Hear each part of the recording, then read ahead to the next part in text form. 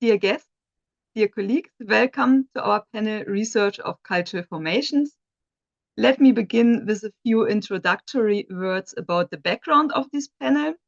The session is connected to the research group Research of Cultural Formations at Alma Mater Europaea University, which is funded by the Slovenian Research and Innovation Agency.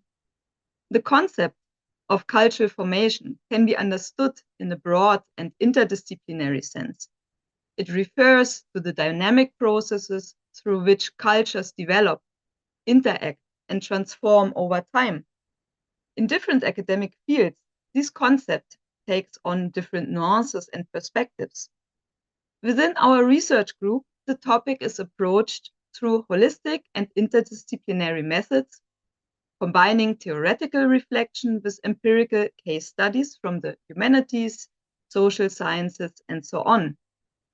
During the program period between 2019 and 2027, the research within the group has addressed a wide range of topics.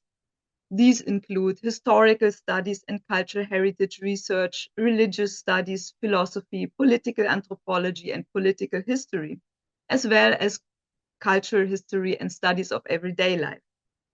Together, these perspectives contribute to a broader understanding of how cultural structures and collective memories shape societies, past and present. Before we begin with the presentations, I would like to briefly look back at some of the activities of our research group in the past year. One highlight was the publication of the scientific monograph Cultural Formations in Context, Historical and Contemporary Analysis, edited by Assistant Professor Dr. Daniel Sitter, Professor Dr. Juri Toplak, and myself, and published in Lied Verlag. The volume, spanning around 350 pages, brings together 13 original contributions by scholars from Slovenia and Germany and offers an interdisciplinary perspective from the humanities and social sciences. At its core, the book explores questions of modernity, social coexistence, and human relationships in historical and contemporary context.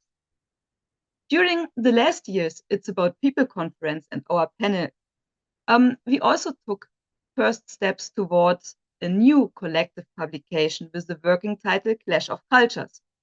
I'm confident that this forthcoming volume will be just as stimulating and successful as Cultural Formations in Context. Just 3 weeks ago, another important event took place within the framework of our research program, the symposium Nuremberg 80 Years Later, organized by Dr. Daniel Sitter. I will not go further into detail here because I'm sure that Daniel will later speak about this topic in the panel. Let us now turn to the presentations. Our first 3 contributions approach questions of cultural formations from different perspectives, focusing on law, digital culture, and media history. Our first speaker is Associate Professor Dr. Luka Martin Tomažič, Dean of Research at Alma Mater Europaea, who will speak on techno-feudalism and Feuer's natural law, freedom of expression laws in the age of artificial intelligence. And I think with this, I can give the word to Luka. The stage is yours, please.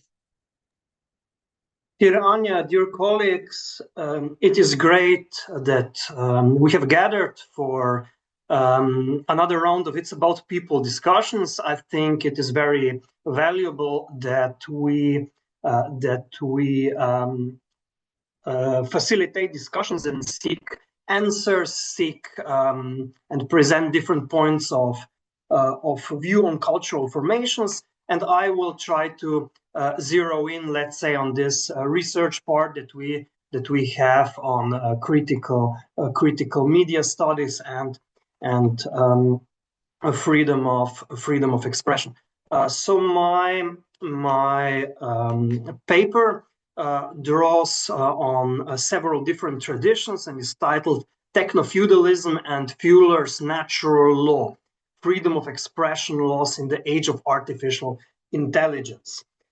The starting point why I wanted to address this topic is that I think we are indeed at a critical juncture in the evolution of digital communication, also of freedom of expression, media law, we see that the quick advancement of the technologies related to artificial intelligence and applied artificial intelligence are very rapidly changing how we communicate, but also in this manner having more fundamental consequences, namely disrupting the architecture of human expression itself. We can see algorithmic amplification of content, the automated, often opaque moderation of online posts, generation of deep fakes and AI-assisted improvement of human-authored texts. So AI, its influence is really becoming pervasive and profound. The public square is being systemically transformed as we speak. My central thesis today is that we can utilize the concept of techno-feudalism to give new insights or to diagnose the current threats to freedom of expression on the internet. And more importantly, I argue that we can counter these threats by applying Feuler's natural law theory and positing Feuler's 8 desiderata as a rule of law test for legislative quality. In this part, I'm building on the work of Ronan Cormacain so that we can create a framework, an evaluative tool to counter the negative impacts of techno-feudal tendencies. So my methodology in researching this is basically a combination of dialectical, normative, and logical approaches. So I weighed arguments and counter-arguments internally, but I also hope to weigh them externally and in the paper itself, or if it will be published as a part of a book in a chapter itself, to test the robustness of this framework. Also, in doing so, I will treat law as a normative phenomena,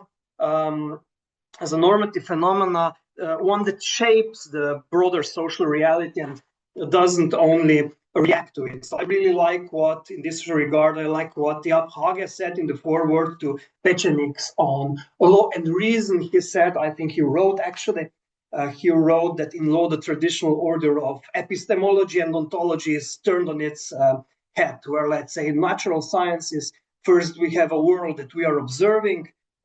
Here, when discussing communication, when discussing law and social realities, the normative system actually exerts influence on reality itself. So this is something that should be noted. And obviously, the rigorousness of reasoning in the paper is anchored in the traditions of informal logic that is customary for legal scholarly writing. In dealing with techno-feudalism as a notion, I will utilize it in the core sense and not in the whole critical sense that Varoufakis, for example, utilizes it. So first, I will critically evaluate the concept of techno-feudalism and its chilling effect on freedom of expression. Then I will explore Feuler's natural law theory and its relevance to online platforms. And lastly, I will demonstrate how the 8 desiderata can serve as a practical rule of law-based test to ensure AI governance remains ethically and legally sound. So to understand the environment that we operate in, the concept of techno-feudalism draws a direct analogy between today's tech giant and historical feudal overlords. So it is this saying that we live in a sort of or that we witness a sort of a digital serfdom where users are not only consumers in a free market, but actually that we are digital serfs generating the data wealth that sustains the platform overlords. The tech giants with enormous unchecked influence, and they possess effective monopolies over the foundational artificial intelligence tools. It's not like any company can gather enough capital, enough knowledge, resources to really posit effective competition to these entities. And then this concentration of power allows a handful of private, primarily profit-driven entities, but also sometimes importantly influenced by some governments, by the largest international players. They can dictate the architecture of communication, basically for billions of individuals. And this power is not passive. Through the moderation, through selective amplification of ideas, public debates can be steered effectively. But also the techno-feudal system relies on pervasive surveillance to function. This constant monitoring of digital behavior goes further than just targeted advertising. It creates a chilling effect on the freedom of thoughts. When individuals know their inputs, prompts, expressions are constantly analyzed by AI. This means that on one end they get caught in the dopamine cycle, and on the other their natural instinct might be a certain degree of self-censorship in the most important, arguably most important or emerging most important public forum. So the culmination of all these factors represents a threat to democratic values. When the primary focus on, or the primary forums for human expression are governed by this, let's say, not very transparent private overlords rather than democratic consensus or the rule of law, there is indeed a danger that the very foundation of free expression is severely undermined. Although this undermining does not happen in a manner that was, let's say, customary for governments and so on, but more through soft paternalist nudging and so forth, still this is something that I think needs to be problematized and needs to be talked about. So to address this reality, we turn to Lon Fuller.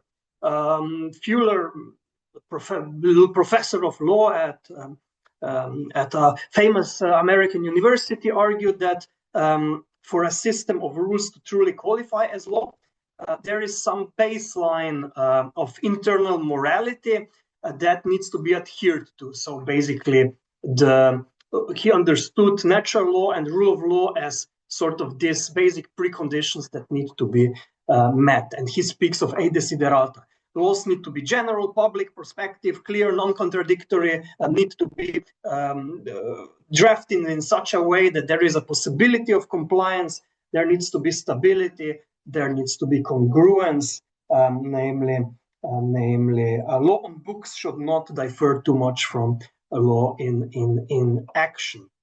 And currently, online platforms and their AI tools operate in a normative vacuum.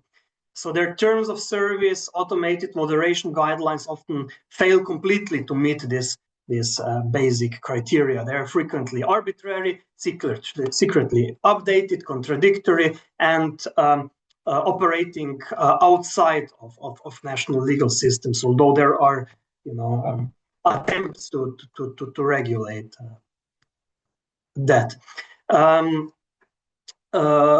The debate around this moderation often gets bogged down in substantive questions, what should or shouldn't be allowed, but Fuller's theory actually allows us to bypass this and focus on procedural morality, how the rules are created and applied. So to treat law as a normative phenomenon requires us to recognize that these digital platforms are no longer just private businesses. They are the new public square, and the mechanisms that govern them must be subject to the same legal and philosophical scrutiny as traditional state actors. So building on the work of Lon Fuller, Ronan Cormacain posited that we can operationalize Fuller's principles as a quality test for the normative rules, in this case, governing online platforms, governing AI in this regard. So this piece of, let's say, applied philosophy transforms Fuller's theory into a practical tool for assessing whether an AI system, an online tool respects the rule of law. So to go through some of them that seem to be relevant, Feuler's requirement of publicity demands the radical transparency of AI moderation processes. So to counter the techno-feudal tendencies, users must know the rules by which an AI operates. The algorithm cannot be a black box that just silently shadow bans users or whatever. The mechanism of amplification and suppression must be public knowledge. The desiderata of clarity requires predictable standards. AI moderation tools often rely on vague terms like harmful content, which algorithms interpret unpredictably. Clarity demands that these rules are defined sharply enough to prevent the undetectable and potentially malicious suppression of legitimate expression. On the desideratum of generality, it requires the uniform application of rules. In the context of AI, this means the algorithm must not harbor individual-based biases or execute specific interventions against targeted groups. Obviously, this is very problematic to operationalize, but still is something I think we need to talk about. Stability ensures consistent norms, protecting users from sudden, retroactive algorithmic shifts that penalize yesterday's acceptable speech. And finally, congruence is paramount as it ensures that AI's actual enforcement aligns perfectly with the platform's declared principles. It must actually do what the terms of service say it does in a manner analogous, to the requirement of the normative system that is on the books be congruent with how it functions in reality. To conclude, the argumentation I presented today in my paper, in my opinion, demonstrates that the digital landscape is increasingly falling under the shadow of techno-feudalism, and that this is posing an existential threat, or at least a radical transformation of freedom of expression. And in this regard, I submit that the thesis is proven. Von Feuler's eight desiderata, when applied as a rigorous rule of law test, do provide an effective procedural moral framework. By demanding that AI algorithms are in line with the principles of clarity, publicity, congruence, we can mitigate some of the techno-feudal threats and ensure that digital governance is legally and morally sound. So this, let's say, preliminary discussion that my paper is aiming to start opens some important avenues for further research. That should be empirical application of the test, specifically how technically audit the algorithms for congruence with stated normative framework. Furthermore, I think there is a pressing need to explore how Feuler's desiderata can be codified into binding international treaties regarding artificial intelligence and digital communications, and I hope I will also get some opportunity to do this at some international forums, including the Global Young Academy. We'll see how that goes.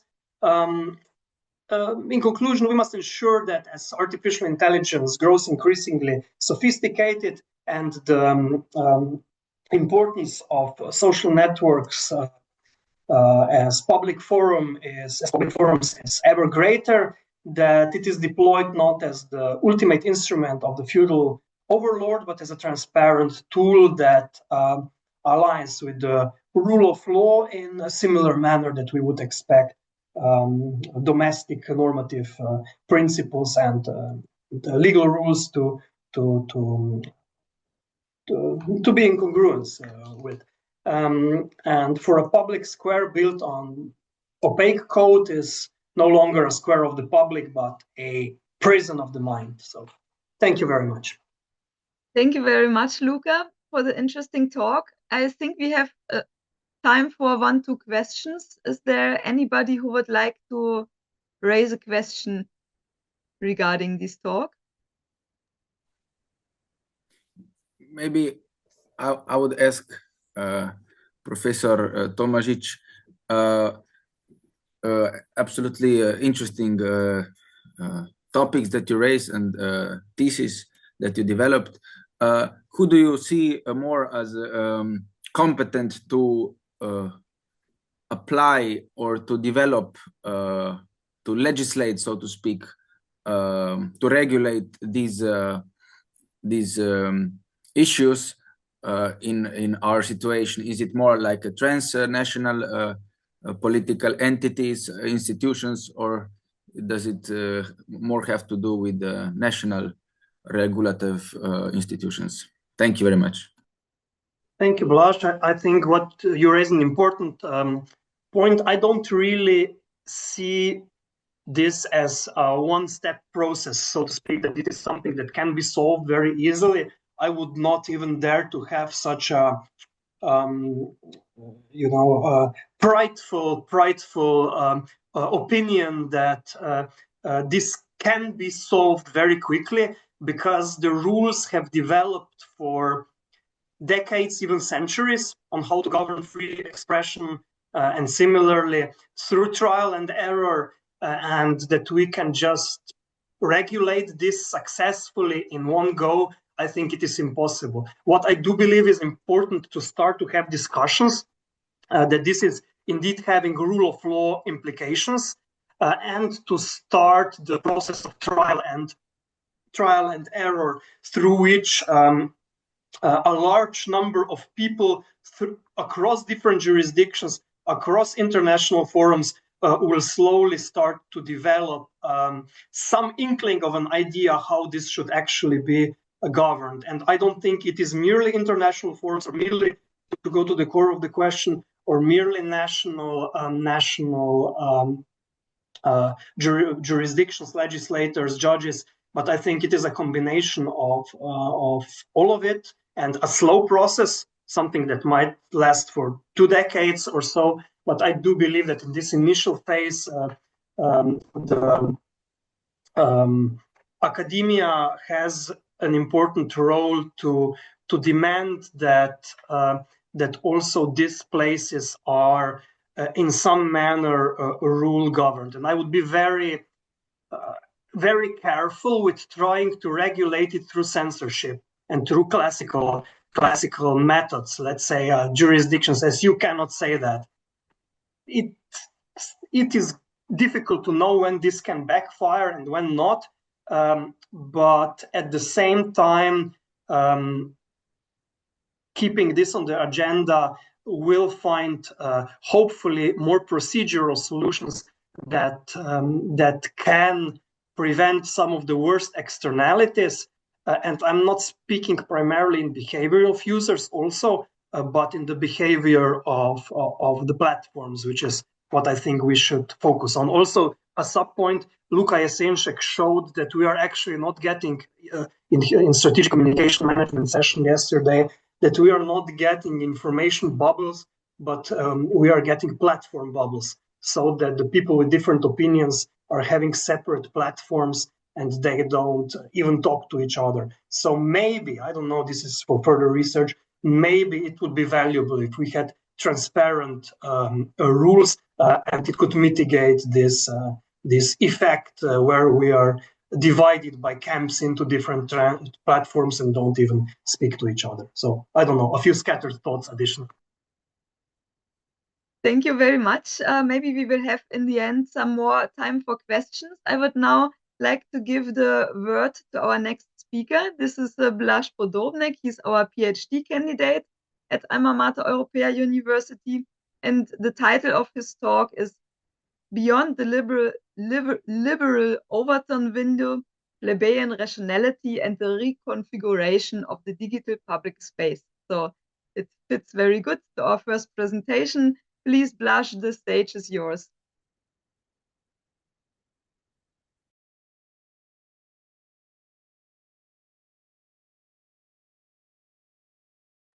Your microphone is turned off.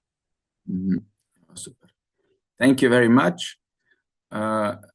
Yes, I think my contribution is continuing some of the questions that has already been raised by Professor Tomažič, but maybe on a different disciplinary level.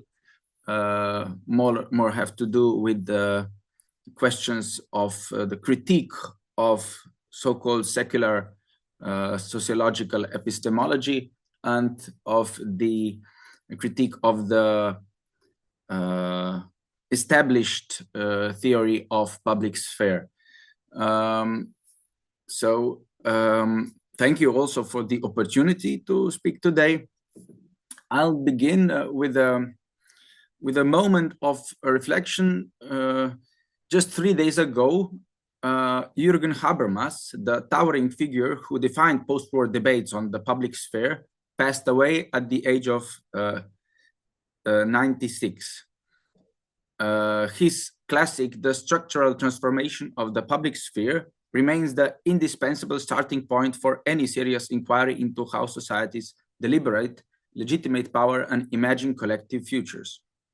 Yet precisely at this moment, at the moment of his departure, the very model he has provided us with is undergoing a profound technology-driven reconfiguration, as already Professor Tomašić mentioned. Nowhere is this more visible than on platform formerly known as Twitter and now rebranded as X or X under Elon Musk's stewardship. My main argument today is maybe a bit polemical, yet far-reaching. Digital communication networks, and X in particular, are loosening the discursive constraints of the narrow liberal democratic Overton window, thereby permitting the re-entry into public visibility of what I, drawing on the tradition of Habermas's sharpest critics, call proletarian public sphere, or in some cases, plebeian rationality. This rationality was historically marginalized in a Habermasian theory of as insufficiently rational, as overly affective, or too closely bound to particular identities and experiences. Its renewed visibility today, I argue, could be interpreted as carrying some genuine emancipatory potential. It expands the spectrum of legitimate political subjectivities and reshapes the structure of public deliberation. Of course, we have to keep in mind that the process is ambivalent, delicate, and demands critical, non-ideological assessment. Continuing with some critiques of or an analysis of Habermasian model, Habermas famously idealized the bourgeois public sphere as a space of rational critical debate among formally equal participants, where particular interests and identities were bracketed in favor of some sort of universalistic reason. It was not without critics. Critics immediately spotted the exclusions baked into this model. In 1972, Oskar Necht and Alexander Klug published Public Sphere and Experience, arguing that the bourgeois public sphere structurally suppressed a proletarian public sphere. We could, in some cases, following some of Habermasian texts, we could also call it the plebeian sphere. As they put it, as the critics put it, the lived experience of working classes and subaltern groups was systematically blocked or assimilated, depriving it of its own emancipatory validity claims. And here we will continue.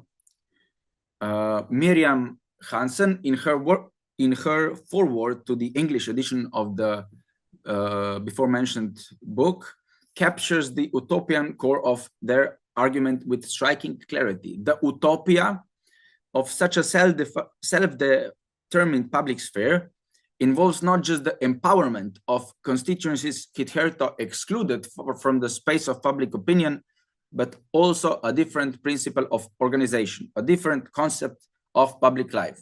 And she is talking, and both critics, Necht and Klug, were talking in a more from a more Marxist or a neo-Marxist perspective. Today, we would like to apply their insights through the lens of wider, let's say, even theopolitical critique of the secular reason. And we will continue here.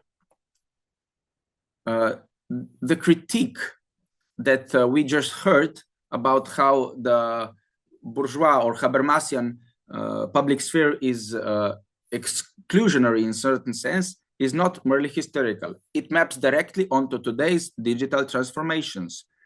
The X platform has adopted a far more maximalist conception of freedom of expression, a conception that is, of course, polemical, controversial, and can be also dangerous in certain cases.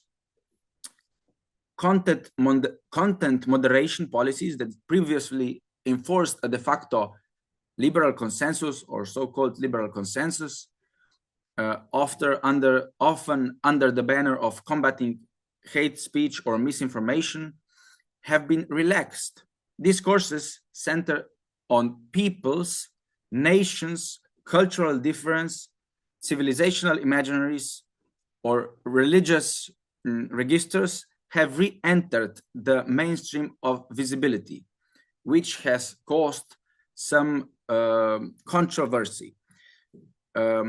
We interpret this that these are precisely the idioms that the classical liberal public sphere treated as normatively suspect, as being overly particular, overly irrational. And we will see how certain theorists already worked on this. We will touch now on the Gramscian perspective or Gramscian interpretation of what we're witnessing.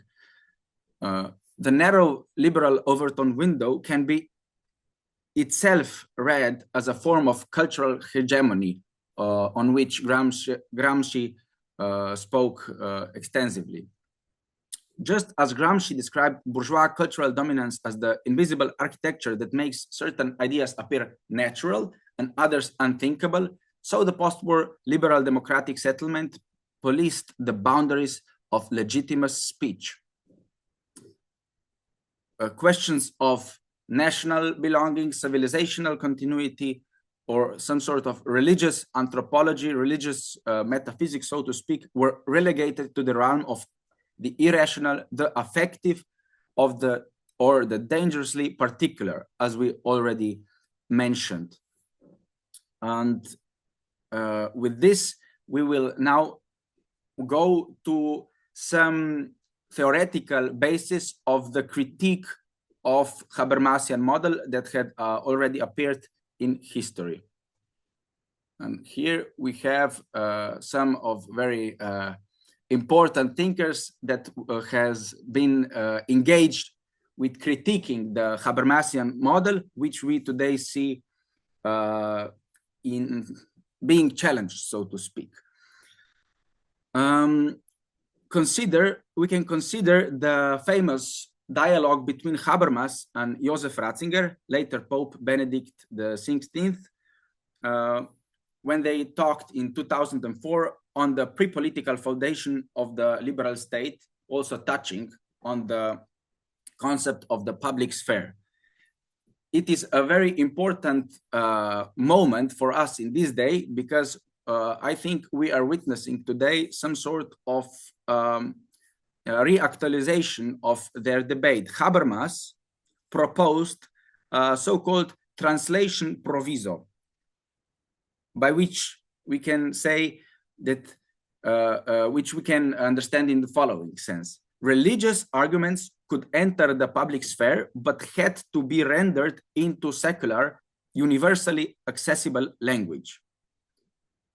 On this, Ratzinger responded that such translation inevitably concedes epistemic primacy to a secular meta-narrative or secular theology, if you wish, and thus strips religious reason of its proper register and force.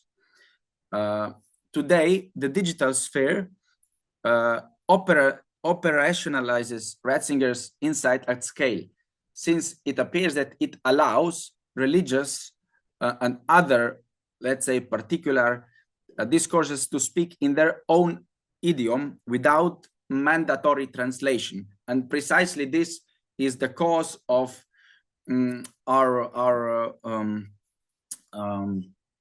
of some of the problems that appear, or some of the tensions that we appear in public, because we see that different conceptions of public sphere are being, let's say, in clash, so to speak. And then we also have Milbank, John Milbank, who is an English theologian and philosopher, famous for his book Theology and Social Theory, which he published in 90s.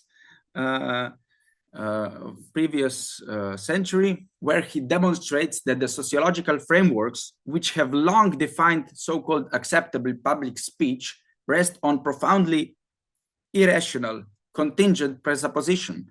As he writes, following the Neo-Kantian lineage from Simmel to Weber, fully objective history or sociology is primarily about economic rationality, formal bureaucracy, and Machiavellian politics. What lies outside these categories, and here Milbank addresses some particular loyalties or realities, such as local communities, their myths, religious metaphysics, religious narratives, belongs to the irrational realm of valuation, and as such, they exist primarily as hidden subjective forces, or in some other point, he says they are irreal. Eccola. Milbank thus shows that modern sociology, okay, I will soon finish, thank you, shows that modern sociology does not neutrally describe social reality.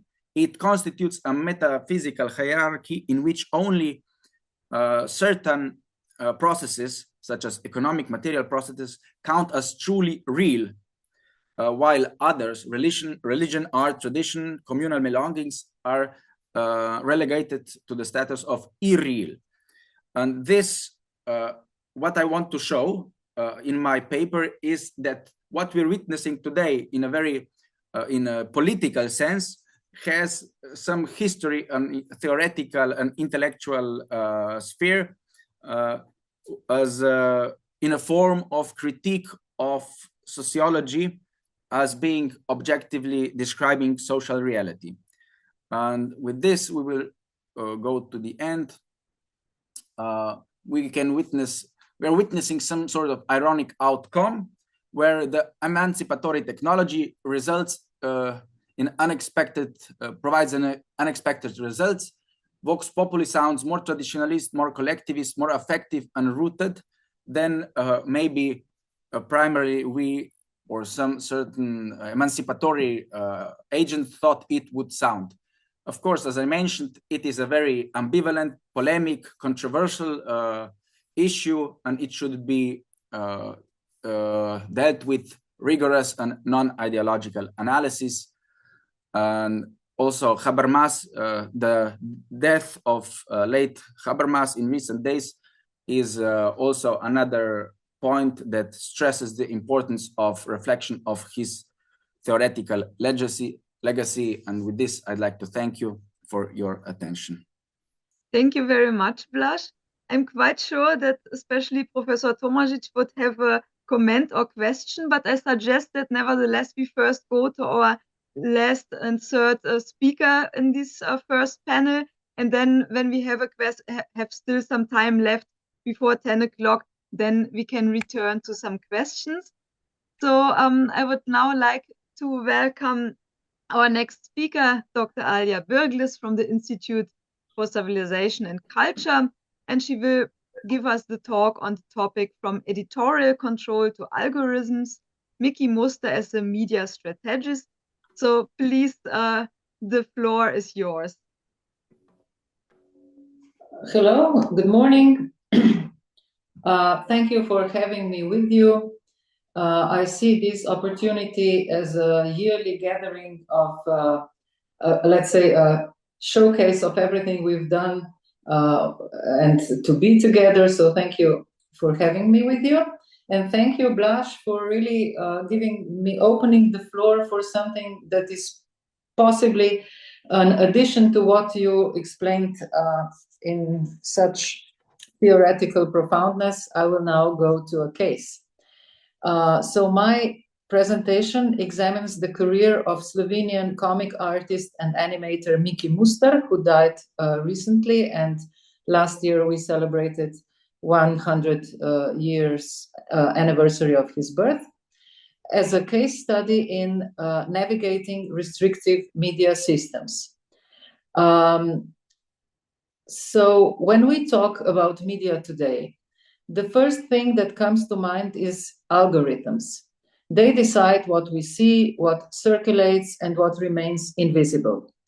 Yet the question behind this is not new. It is who decides what is visible in a media system and what not. Decades ago, this role was filled by people, editors, publishers, and cultural gatekeepers who decided which content could be printed, distributed, or even recognized as legitimate culture. Algorithms may have replaced them in function, but the core problem, the control of visibility, remains the same. To explore this continuity, I want to look at the career of Miki Muster, who worked in socialist Yugoslavia. In that time, and particularly in Yugoslavia, comics, cartoons, strip as we called it, occupied a tricky cultural position. Popular among readers, yet often regarded as trivial or ideologically suspect, comics had to survive editorial scrutiny, censorship, and cultural filtering. Editors acted as gatekeepers. They were mediating between ideological expectations, cultural norms, and market realities. For an artist, this meant that producing comics was never just about their creativity. It was also about negotiating the institutional structures that regulated what could appear in print. Muster developed what I call ingenious strategies to overcome these constraints. Humor and narrative playfulness were central for that strategy. His famous characters, Zvitorepac, Lakotnik, and Trdonia, allowed him to operate on multiple levels so that Zvitorepac embodies cleverness and initiative. He was always able to navigate through systems and obstacles. Lakotnik represented greed and rigidity. He reflects the absurdities of authorities in the cartoons. And Trdonia, with his stubbornness, highlights social inertia and friction between individual will and systemic rules. We don't have so much time, but I would just like to reflect upon one of the episodes from the 60s when Muster included a Russian bear in the story that he wanted to tell. This bold, humorous choice allowed him to parodically comment on political realities. This was a very daring, a bold, a courageous move at that time. And it didn't really go through without consequences. Through these techniques, Muster could say what could not be said openly. With humor, irony, and this playfulness that I mentioned, he created a tool to somehow navigate and subtly challenge structures of control. Even though successful and very popular, these strategies had limits. Editorial skepticism and ideological restrictions persisted. So in the late 60s, Muster moved to Western Europe, to Munich, entering animation studios, commercial illustration, and advertising. Their ideological constraints were weaker, but market and media logics were stronger. If I try to theoretically reflect on this move, I would say that this was not simply an escape. It was a strategic repositioning. Muster adapted brilliantly. He was really known as the hardest of all workers. So he obviously really did a lot. But he had to move between media formats and developed a very strong brand even when making transnational career. His awareness of how media structures shaped visibility is clear in how he shifted from comics to animation and commercial media, always negotiating the system to his advantage and to the advantage of his story. Even though he neither knew, he didn't plan, and he didn't even wish for it, he was quietly pioneering a process that we only now are beginning to witness and understand. The true influence comes from the commercial realm. It does not dwell in the democratic sphere. So if I just go fast forward to today, digital platforms now mediate visibility through algorithms rather than through editors. Engagement, data patterns, and platform rules, they determine what circulates and what remains unseen. The actors have changed, but the principle is the same. Visibility is never neutral. The challenge Muster faced at his time, that is navigating structures that regulate attention, is now played out on a global digital stage. Artists and creators continue to need strategies to work within, around, or beyond the systems that shape visibility. Seen in this perspective, Muster's career is a perfect example of media strategy before the algorithm. His humor, narrative, playfulness, and clever use of anthropomorphism show how an artist can test, negotiate, and sometimes circumvent the limits imposed by media structures. Thank you. Thank you very much. I see that we have a bit more than 10 minutes time now for questions. So we have on the one hand the possibility to come back to the talk from Blaž.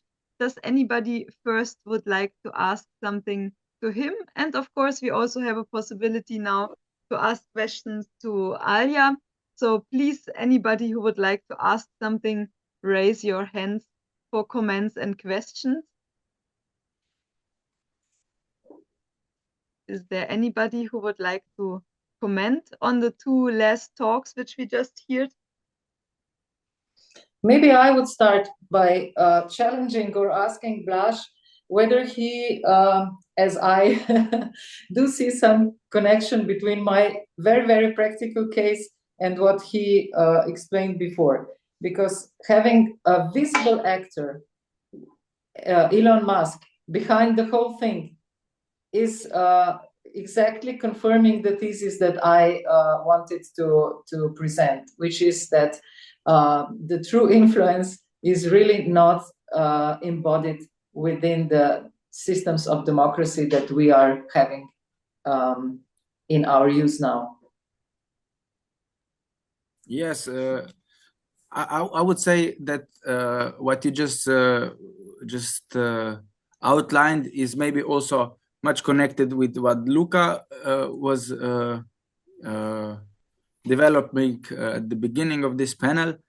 Well, I would say, that we maybe the focus or the main thesis of my my contribution that I tried to line out was that the supposed transparency of the whole discourse has to always be also theoretically reflected. What are the hidden premises that somehow limit the space of acceptable, and in this sense, maybe Muster or artists political that engage also in political commentary can, through the use of humor and somewhat ambivalent, of course, interpretations are always ambivalent, can help to challenge those boundaries, because they cannot be so straightforwardly checked whether they conform to the discourse, to the limitation, the let's say the hegemonic discourse, to use this word, imposes.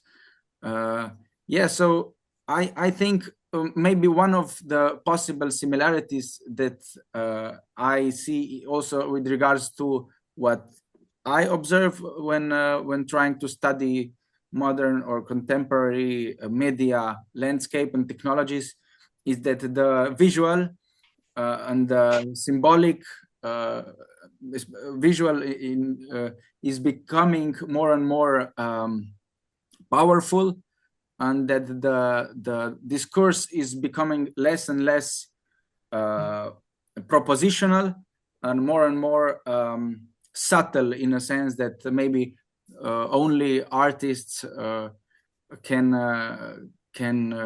properly address.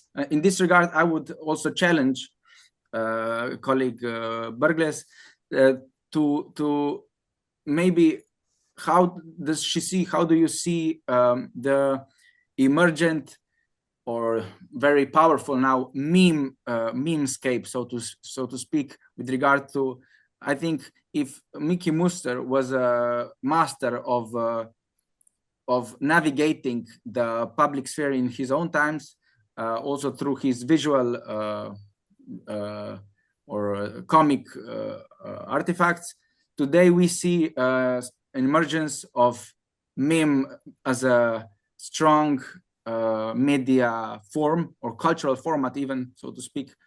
Have you been thinking anything about memes as how to understand them in light of older, let's say, communicative media forms? That's a very good one. Thank you for it. I wasn't really thinking of it, but of course it's very obvious, and I should have. So my first, let's say, my first response would be that, of course, it could be seen as the same, the mechanism to feel the same need that he was feeling at his time. But if I say so, then I would also notice that memes are an example how everything democratized in this, let's say, 60 years. So in Muster's time, nobody was, if it wasn't half genius as he was, able to create something that would function as a cartoon or, let's say, meme. But now everybody practically can do it by himself, by herself. And as in other, let's say, things that are now so much easily at our hand, memes are showing exactly the same possibility that everybody participates, but it doesn't really increase the level of discussion. But that's what's happening even where you feel the biggest lack. It's practically the same in theoretical debates. So I would say that we are observing the same phenomenon, and the time is just, I mean, the decades are just flattening our everything, our knowledge, our, let's say, focus, our responsibility to the public discourse. So I would see memes in that angle. Thank you very much. I have also one question to Alia. So I'm coming from the background where I grew up in Germany with another comic series from the 60s and 70s. In fact, Asterix comics from Goscinny and Uderzo. And I would be interested to know if you see there the parallels, so how they use their comics for mediation of sorts, so beyond the pure entertainment. So where do you see there maybe some parallels? Yeah, not direct parallels, but there are, of course, those parallels that are possible between the two systems, which is one is socialism and the other is capitalism. So, of course, they both tried to be attractive, to be funny, and to say something through that playfulness, let's say. But I didn't really observe so much censorship on the other side, let's say, because it was a more open world. So I always looked at Asterix and this type of comics as a tool to say something, let's say, about political circumstances, about history, about, let's say, some historical relations between nations in Europe particularly, while on our side, it was really a way how to try to say something that wouldn't be allowed to say otherwise. And this is why Muster is, in that respect, much more than just a cartoonist.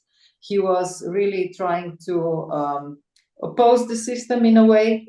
He would probably want to wish to work and stay in Slovenia or in former Yugoslavia, because he was a very hardworking guy. As I said, everything he did was just work, and he loved the place where he lived. So when he went to Munich, he became what we will probably today name a robot. He was really working much more on the visual than on the side of the content. So in his later years, he was in a way unfulfilled because he was not able to really contribute this part that was ideologically or, let's say, politically challenged in Slovenia. This is why he went out. And then when he came back, he was reduced to someone who was doing commercial videos. But even through those, he tried to say something more than, let's say, expected. Not allowed at the time, but expected. Thank you very much. I would still have a lot of questions on that, but I see that we have 2 minutes until our next session starts. So I would like to thank our 3 speakers from the first morning session, Research of Cultural Formations. And actually, I can already give the word to our next moderator. Assistant Professor Dr. Daniel Sitter will now replace me as a moderator. Good morning, Daniel. Hello, hi, good morning. Yes, so you have the word now. Okay, thank you very much, Anya, for running the first panel on the cultural formations. Very well welcome to the second section of the cultural formations, comprising basically 3 lecture presentations, which will last altogether with the end-on discussion 60 minutes from 10 to 11 a.m. As already mentioned, most of the colleagues already know me. My name is Daniel Sitter. I'm a researcher at the Alma Mater Europaea University and head of research at the International Research Center for the Second World War, Maribor. And today I will be running and moderating the second section of the cultural formation panel. We will stick to the order sequence of the official conference program. Each panelist will have roughly, let's say, 17 minutes for their presentation, following the discussion at the end of the panel, of course, with the possible questions from the audience, moderator, and of course the speakers itself. And since we have a busy schedule ahead of us, please stick to the proposed time frame.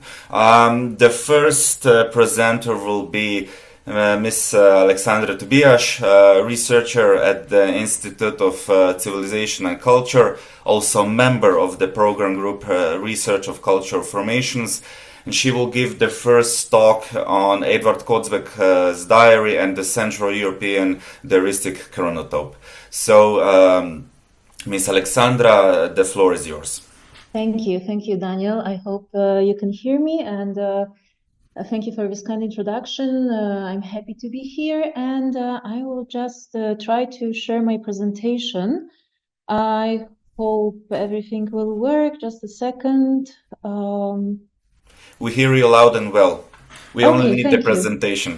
Okay, that's fine. I'm happy about this. So I hope you see it. I will try to make And the presentation slideshow. is also on. Yes, you can share Okay, it. great. Thank you. So I will start with several questions that guide my research. So I'm interested in Central Europe and in the way particular writers perceive the history and how they reconfigured the self-understandings in relation to certain historical circumstances. So the questions are, is there a Central European order of time, and do inhabitants of this region perceive time, its space in a particular way? And considering the fact that the concept of Central Europe is relatively new, as it dates back to the 20th century, the question about temporality here also refers to the previous century. So I'm interested in the contemporary history and here I find the remark of literary scholar Włodzimierz Bolecki interesting. He noted that what differs Eastern European modernism in literature from the West is the historical heritage.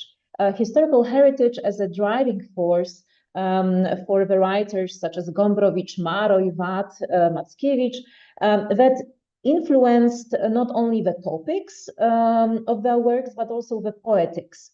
And above all, what he emphasized, this history determined particularly their diaries.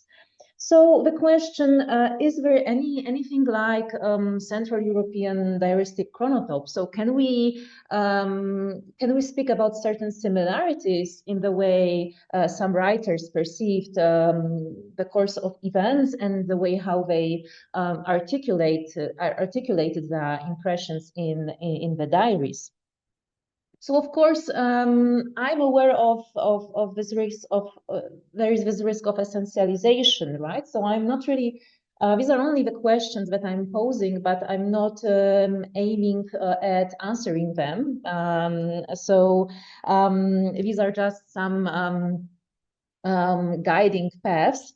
But there are certain, I would say, certain similarities, certain shared historical experiences among the writers. So my aim is to here to present one of them, and the way how he faced the historical circumstances, and I'm here just skipping, maybe this would be too long, but just my research aim here in this presentation is to present the way how Edvard Kocbek reconfigured his self-identification and the concept of time in his diary. So I think I don't have to introduce him. He's one of the most famous Slovenian writers who participated in the partisan movement, but later was isolated by the communists due to his critical thinking. His diary, my focus is on only one volume, so his diary from the Second World War, Tovaryshia, but of course, as I examined it more carefully. In fact, Kozbek was writing diary entire life, so I think I would need an entire life to study his diaristic practice, because you can see there are many more volumes. So his diary gives us insight into this experience side of the great history of the 20th century. So Yugoslav partisan movement was the first, in fact, opposition to fascism in Europe, and Slovenia as a microcosm in Kozbek's view can give insight also into broader global phenomena. Moreover, in the fight against both German and Italian occupying forces, the partisans embodied the Central European in-betweenness, which in one note also Kozbek explicitly expressed, referring to his feeling of being trapped on a small space between the German line and Italian soldiers. This direct immersion in the course of events, this being trapped in the history, and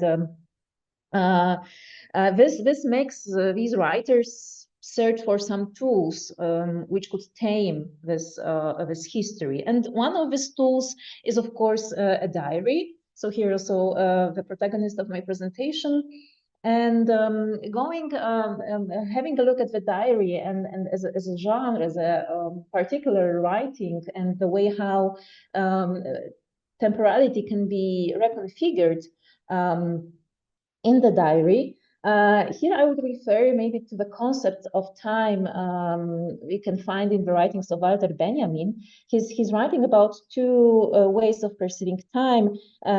So on the one hand, historical materialism, but on the other hand, also historicism. So while historicism is founded here on this empty and homogeneous linear vision of time filled with historical progress, the historical materialism here accentuates temporal constellations and the present moment. The present moment, which is also important, it's significant. It's perceived not as only a passage or a bridge between the past and the future, but the present moment as something which shatters, in fact, this historical continuum. And this, in fact, this perception of time is also very much characteristic for the diary. So this view of the historical process as discontinuous and in some way comprised in the present moment. I would say it's not chronos, it's more kairos. So it is this diaristic order of time. It is time of consciousness, the time that can be reshaped, redefined, this is this temporal dimension, I would say, that is underpins diaristic writing.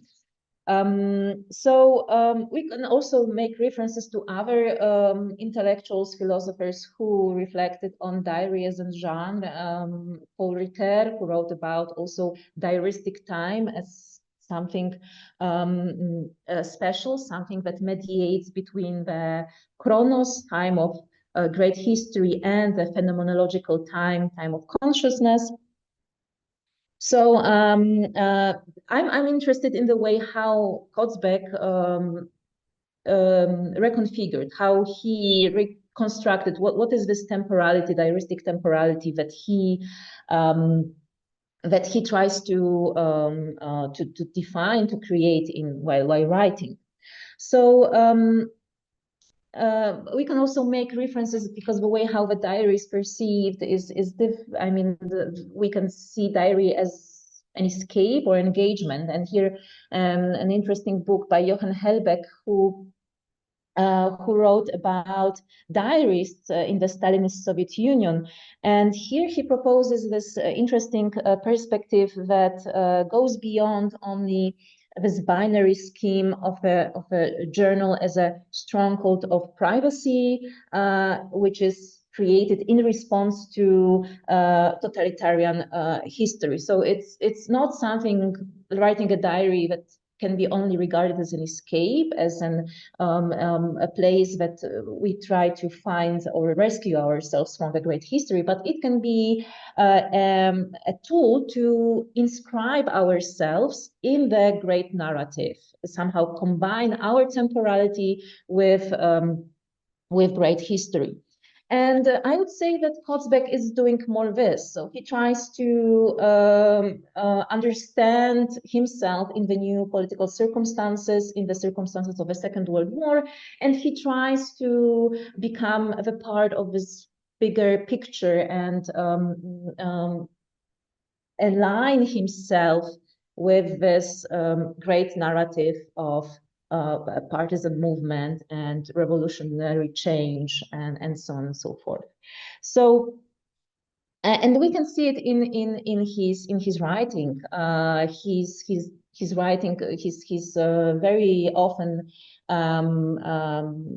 writing about being between the old and the new order, and he really tries to somehow become part of the new narrative, of the new system, and he truly believes that he builds this new social order. He tries to harmonize somehow with different rhythms of time. One of his the time of his consciousness, his inner time, and the time of the great time of linear history. So he strongly he believed in the diary as a tool to reformulate his self in accordance with the new revolutionary forces and the laws of history. And there is this strong also belief in so very strong existentialist importance in so he regards his diary as a good friend, and for instance he feels relieved to find his notes untouched by the heavy rain. So this diary always accompanies him, no matter what circumstances there are during the fight,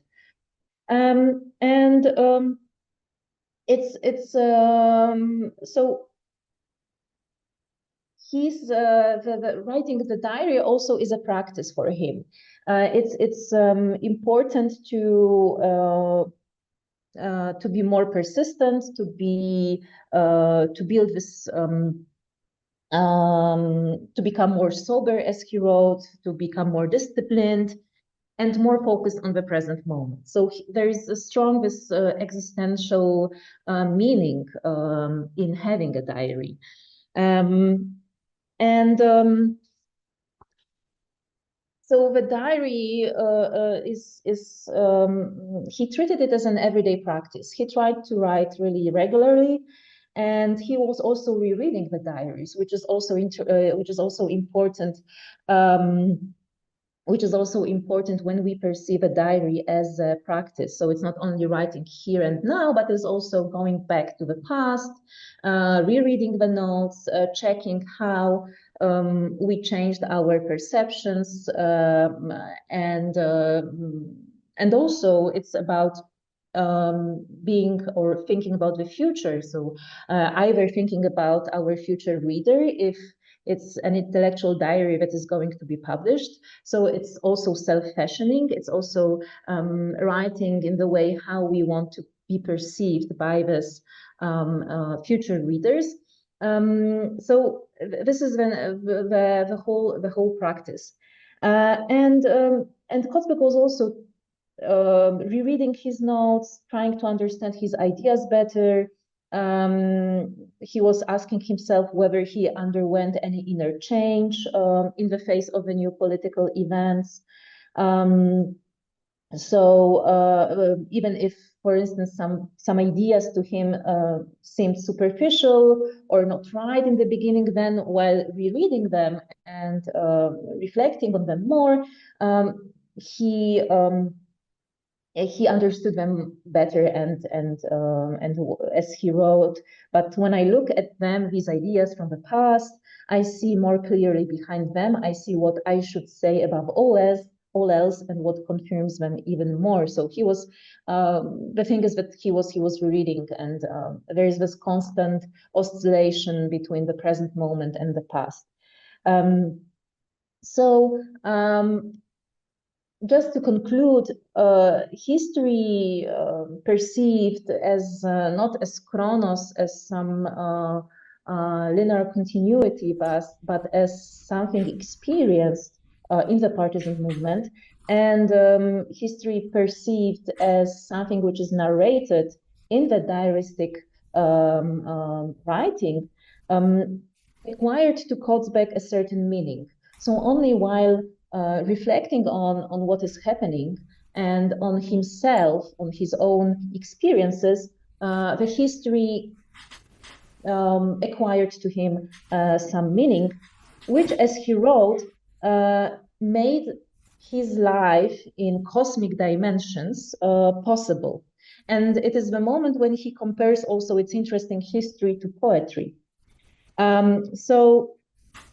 The author, Kozbek, understood history not as some pleasant chronology, as he wrote in the diary, but always in existential terms, as a challenge, struggle, and as he wrote, I quote, a consciousness of having fought life's battles well. So he wrote, the history of a nation is not merely the discovery of archival value, nor is it simply the material we arrive at through analysis and interpretations. So it's not only about doing research and history somewhere in some documents or archive. Rather, it is the poetry that permits and inspires the soul of every member of the nation. So it's something which is experience, which we try to understand and give meaning. So Central Europe and the history of the 20th century are these two spatial temporal coordinates, which forced many intellectuals to problematize their own being in time and all the other related questions, such as freedom, exile. And we can see two main attitudes to this great history in this region. So either escape in the form of exile and trying to keep distance to what is happening, or this stance of resistance and this active involvement in the course of events. So Kozbek, he wrote that he feels the need to create history, and that's why he decided to become engaged. And the diaristic writing helped him to understand his situation better in this particular context. And even though we can't really speak or define any Central European order of time or diaristic chronotope, because it's, I would say, generalization, but still I would say there are certain historical experiences that were shared by particular writers from this region, and the way how they try to articulate them in the diaries is also similar. So I would just give one example, and I will finish with this remark. I found a very similar way two writers, Kozbek and the Hungarian writer Sándor Mároly, reflected on the experience of this in-betweenness of being surrounded by inimical forces. And both writers tried to understand this experience by referring to the same book, the same novel, Franz Werfel novel, The 40 Days of Musa Dagh, which is a description of this hopeless fight of Armenians against Turks during the First World War.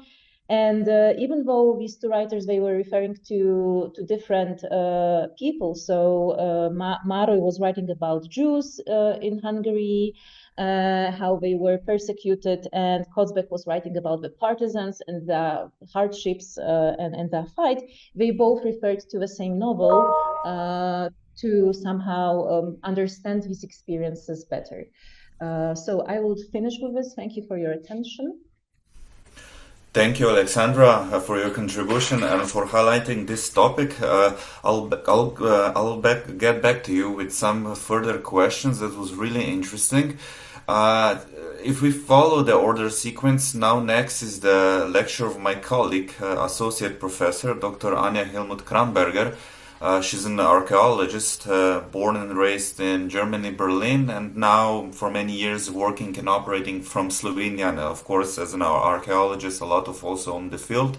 She's also a member of the research of the program group Research of Cultural Formations, and she will give a lecture on transformation processes in the archaeological sciences through artificial intelligence. So please, Anja, the stage is yours. Daniel, thank you very much. And hello again from my side.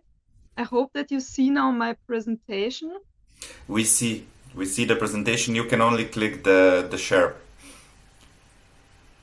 Okay, now it's in the right form, I guess. Yes.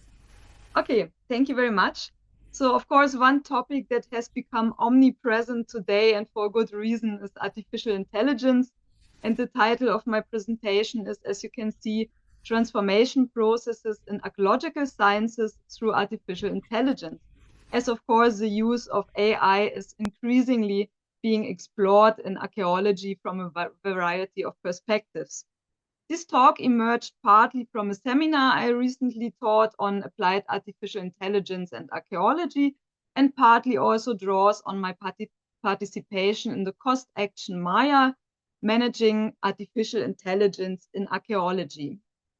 While working with the PhD candidates on different applications of AI, one observation became particularly clear. Archaeology, more than any other disciplines, has always worked with incomplete and complex data sets. We reconstruct past societies from fragmentary evidence.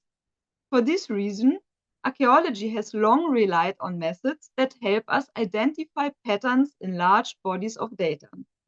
Artificial intelligence, therefore, represents not only a new tool, but a potentially profound transformation of archaeological research. Archaeology has always been a field shaped by methodological innovation and interdisciplinarity. From the introduction of radiocarbon dating in the mid-20th century to the development of GIS and remote sensing in the late 20th and early 21st centuries, new technologies have repeatedly transformed how we investigate the past. Artificial intelligence seems to represent the next major transformation, and perhaps one of the most far-reaching ones. To understand this transformation, it is useful to briefly recall the nature of archaeological research itself. Archaeology investigates the past human societies primarily through material remains, so settlements, burial sites, artifacts, environmental traces, and landscapes shaped by human activity over thousands or millennia. Unlike many other historical disciplines, archaeology often works with fragmentary evidence.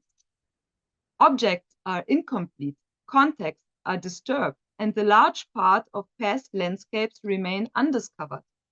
For this reason, archaeology has always relied on analytical methods that help us detect patterns in complex and incomplete datasets. Traditionally, these methods include, for example, typologies, stratigraphic analysis, and statistical evaluation. Over the last decades, they were completed by digital tools such as GIS, geophysical survey, LiDAR, and digital documentation methods. Artificial intelligence now adds another layer to this methodological toolkit. In archaeological research today, AI is increasingly applied in three major domains. The first domain is detection and discovery. Machine learning algorithms can analyze satellite imagery, LiDAR data, and aerial photographs to identify potential archaeological structures that might not be visible to the human eye. Neural networks can be trained to recognize patterns such as settlement structures, burial mounds, or ancient field systems across large landscapes. In recent years, this has significantly accelerated archaeological prospection, or let's say it just starts to. Instead of manually evaluating thousands of images, researchers can now analyze entire landscapes through automated pattern recognition. This does not replace fieldwork, but it helps archaeologists focus excavation and survey efforts much more efficiently.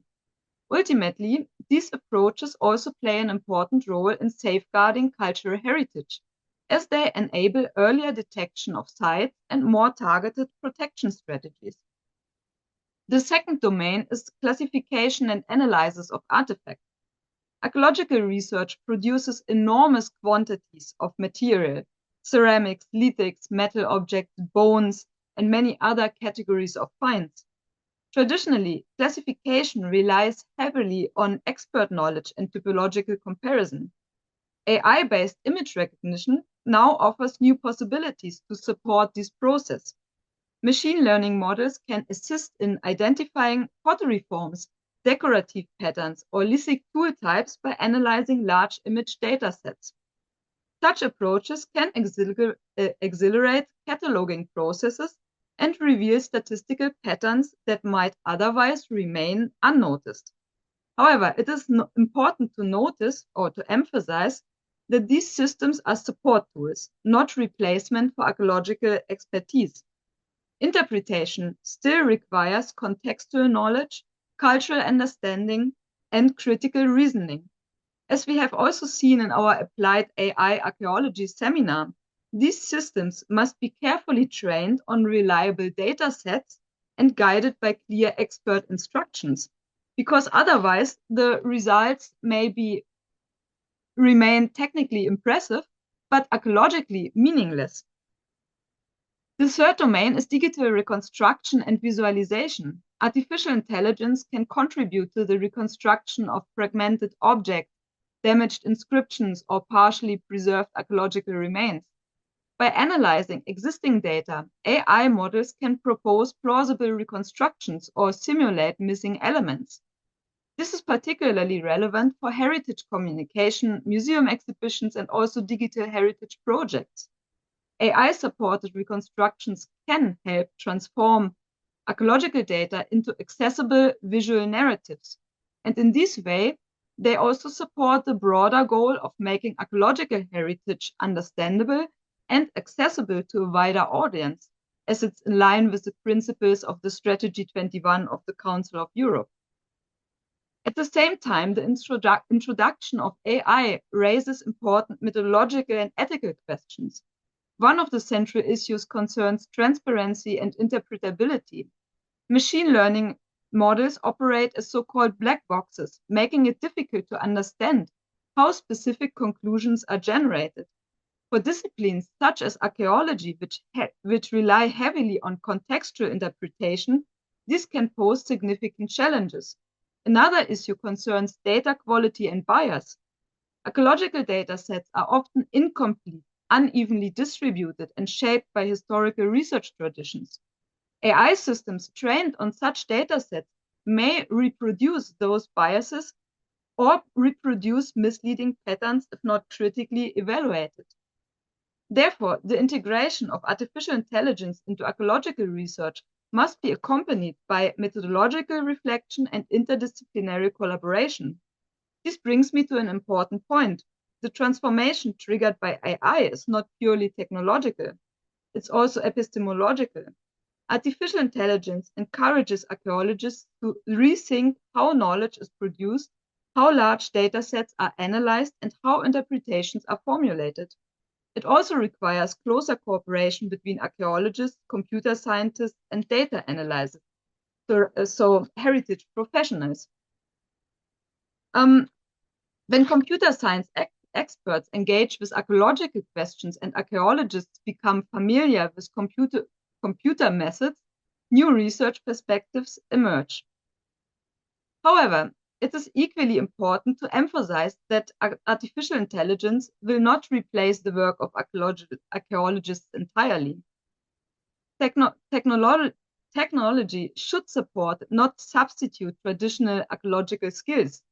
Fieldwork and field observation, contextual interpretation, and critical historical analysis remain fundamental to the discipline, even when documentation and drawing are carried out today using digital tools.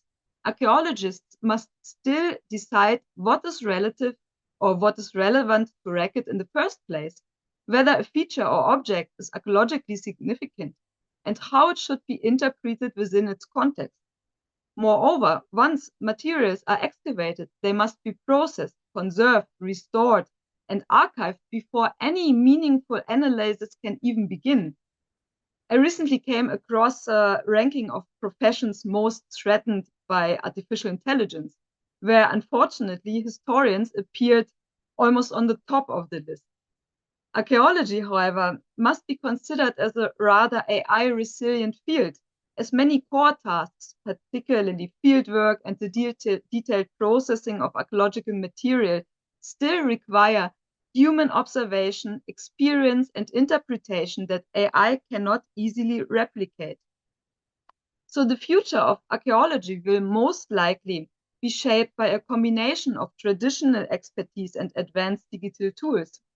Artificial intelligence can help us analyze larger data sets, identify patterns more efficiently, and explore new forms of visualization. But the interpretation of the past will still depend on human curiosity, critical thinking, and cultural understanding. In this sense, the transformation brought by AI is not about replacing archaeologists. It's about expanding the methodological horizon of the discipline. If used responsibly, artificial intelligence can become a powerful instrument that helps us better understand long-term cultural processes, human environment interactions, and the development of past societies. And ultimately, and that is of course the central goal of archaeology, to understand, reconstruct, and interpret the diverse cultural formations that have shaped human history. So, artificial intelligence will not replace archaeological interpretation, but it will most likely reshape the way we ask questions about the past. And with that, I come to the end of my presentation. Thank you very much, and I hope that I stayed in time. Thank you very much, Anna. Yes, you were right on time. Thank you for your wonderful presentation, which has, I think, really relevant meaning also for the nowadays times as well. I'll get back to you a little bit later on in the discussion. And now we will move on to my presentation, in which I will point out the legacy of the Nuremberg trials. This year we are marking the 80th anniversary. And just hold on to share the PowerPoint presentation with you. If someone can please confirm that you see the presentation. Yes. Okay, perfect. Just a second. Okay, now it should be in the full screen mode, yeah? Dr. Sitar, we didn't see the full screen presentation yet. Can you click on Escape on your keyboard? Just a second. Then Okay. click on Stop Share. Okay. Then once again on Share and the first option at the top left corner. Okay, the screen, yeah? Yes. Okay, let's see.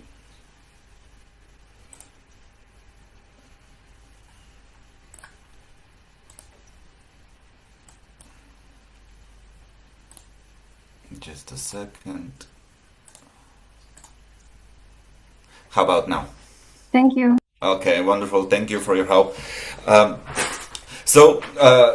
The topic of Nuremberg trials is demanding. It's historically painful, it's legally fundamental, and civilizationally profoundly relevant.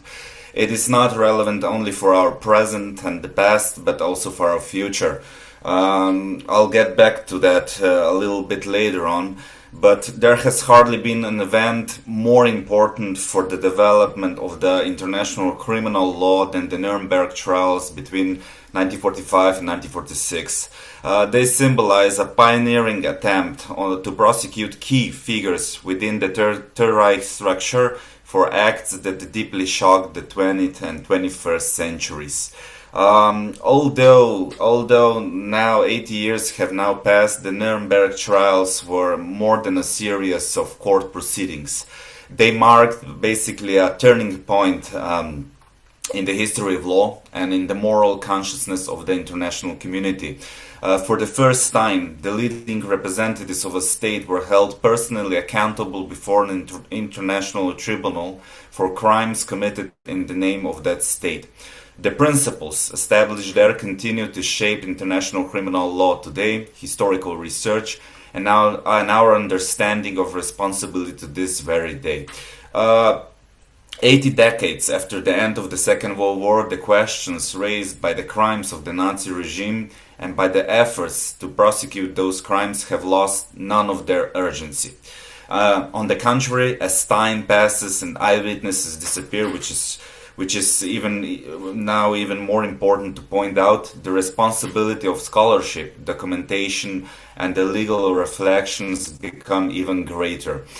Even today, judicial authorities, historians, and investigative bodies continue the effort to identify, document, and, where possible, also prosecute individuals who participated in the Nazi crimes. Many of the accused are now of advanced age, and each new case raises complex legal, ethical, and societal questions. This is also important because the story of Nuremberg is not finished yet. These proceedings are not merely symbolic, they affirm a fundamental principle that crimes of such magnitude, chronologically, geographically, they do not expire, and that accountability remains a cornerstone of the rule of law, regardless of the time. I would like to point out also that the prosecution of Nazi crimes began even before the Second World War and has continued in a little bit changing legal forms into the present day as well. Central legal concepts such as crimes against humanity emerged precisely because existing international law proved insufficient to address the systematic mass murder perpetrated by the Nazi regime. So we have to start and mention the earliest proceedings, which were the Majdanek trials. Those trials took place in 1944, so already still during the Second World War. And a second Majdanek trial followed from 1946 to 1948. Both were conducted in Poland under the Soviet influence. Then we have the third Majdanek trial, which was held much later in 1975 in Düsseldorf, West Germany, illustrating the long temporal reach of accountability for the Nazi crimes which I'm mentioning. Of course, the most influential proceedings were the Nuremberg trials from 1945-1946. They were the central and they were the foundation stones for the later on trials. So the Nuremberg trials target 24 leading Nazis. The court proceedings began on the 20th of November 1945 and concluded on 31st of August 1946. So in the next few months we'll mark the 80th anniversary of the end of the Nuremberg trials. 24 leaders of Nazi Germany, so politicians, you can see them on the left and on the right of the pictures. So politicians, military commanders, members of the SS, members of the Gestapo were indicted, but only those who had survived the war or had failed to evade capture were brought to trial.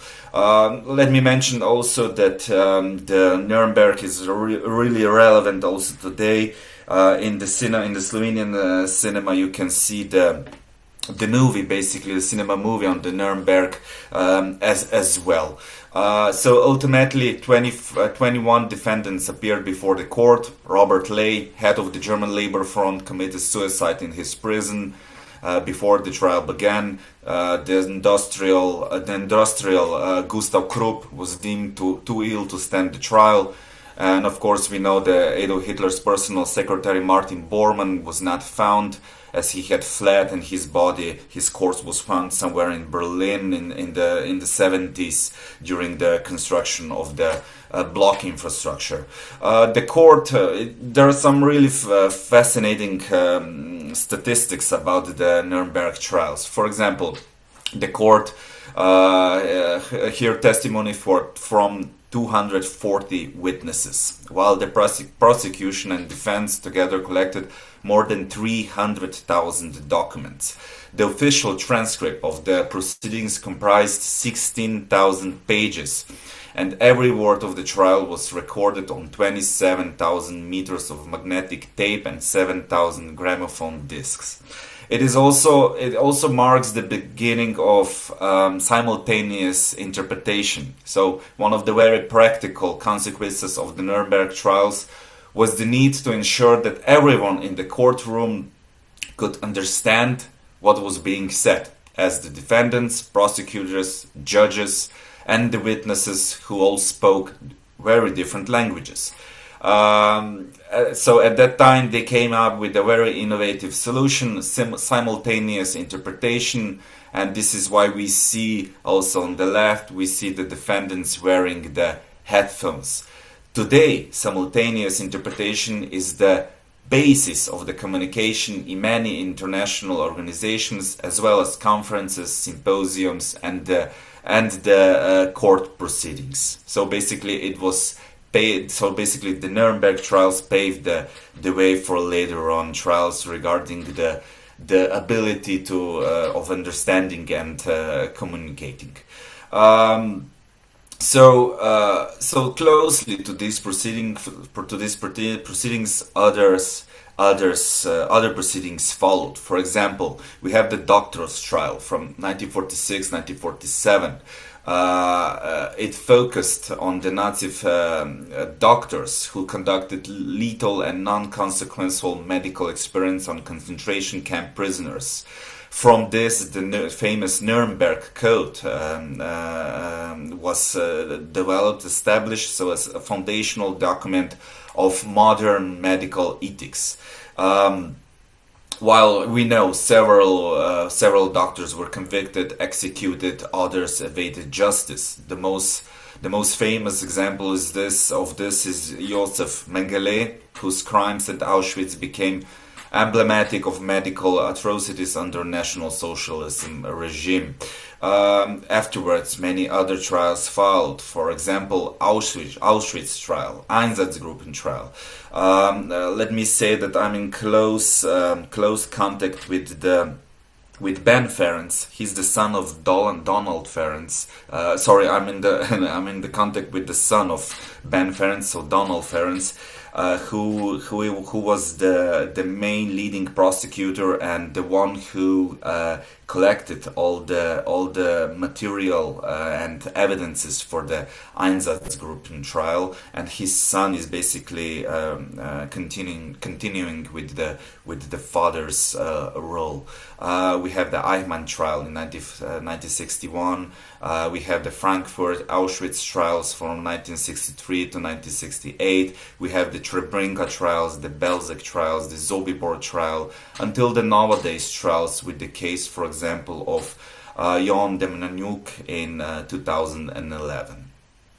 All those trials also demonstrate that the history of Nazi crimes is not closed. It remains part of our contemporary reality, not only as a memory, but as a living field of legal practice and interpretation. It also marked a turning point in the history of law and civilization. the trials have legal, ethical, and political significance. From a legal perspective, it established basically three essential principles. So, crimes against humanity are punishable. Aggressive war is a crime. Invoking superior orders, so we were just following the orders from the superiors, does not absolve one of a responsibility. As already mentioned, from the doctors' trials emerged the Nuremberg Code, which laid the foundation of modern medical ethics. Ethically, Nuremberg represented a moral reckoning with the dehumanization. So the Nazi regime instrumentalized science and subverted it to the racial ideology. Medical experiments without consent, forced sterilizations, euthanasia, and the Action T4 program were all presented as progress, rationality, and even humanity. Politically, the message of the trials was equally clear. State sovereignty is not absolute. The international community has both the right and the duty to act when the systematic crimes occur. So on the picture on the left, we see the Nuremberg prison during the Nuremberg trials. Each cell was heavily guarded by an American soldier, and on the right, I'm sure you're aware of, is the Palace of Justice in Nuremberg, where basically the Nuremberg trials held place, and part of the building is meant as a museum, and most of the building complex is still used today as a running courthouse. As mentioned, this year we are marking the 80th anniversary of the end of the, I'm calling them the Central Nuremberg Trials. At the end of February this year at Alma Mater Europaea University, under the umbrella of the Program Group Research of Cultural Formations, we organized and implemented an important international scholarly symposium with keynote speaker Dr. Gideon Greif to mark the 80th anniversary of the Nuremberg trials and everything what was happening during those trials, as with the mission, of course, to develop science in the service of peace, coexistence, and human well-being. In conclusion, I would like to point out that the story of Nuremberg did not end in Nuremberg. Over the past 80 years, courts in many countries have continued to investigate, prosecute, and judge perpetrators of the Nazi crimes. And maybe for the end, just one thought for the conclusion. Nuremberg is a moral compass for law, politics, economics, science, and it is a memory, it is a warning. It is a warning for our time, and it's one of the foundations of civilized society. Thank you very much for your attention. I'll finish with my presentation now, stop sharing, and we'll move on to the discussion panel. I have quite some questions for our panelists. Just give me a second. And I would like to begin with a question for Alexandra Tobias. I would like to ask you, how would you generally evaluate and define the role and meaning of the Kozbek diary for the national liberation movement? So for the history of the Second World War on Slovenian soil, for this history of the partisan forces, how important is it? Thank you for this question. Yes, I would say it's very important. So it is really an insight into all the struggles, all the hardships that the partisans had to face, and it's not only about the national meaning, but also European and the global importance of this fight against fascism. And and I think it's very important. I'm not sure if I think this book is not translated to English, even though I think it should, because it's I mean, the partisan movement, this phenomenon is so unique, and Potsbeck wrote about this. It's a microcosm which can tell you more about, you know, broader perspective. So I always think that it's this experience side of events of great history can really tell you more about a broader picture. So I think it's very important not only for Slovenes but also for Europeans and outside Europe as well, because of this moment. Yes. Thank you.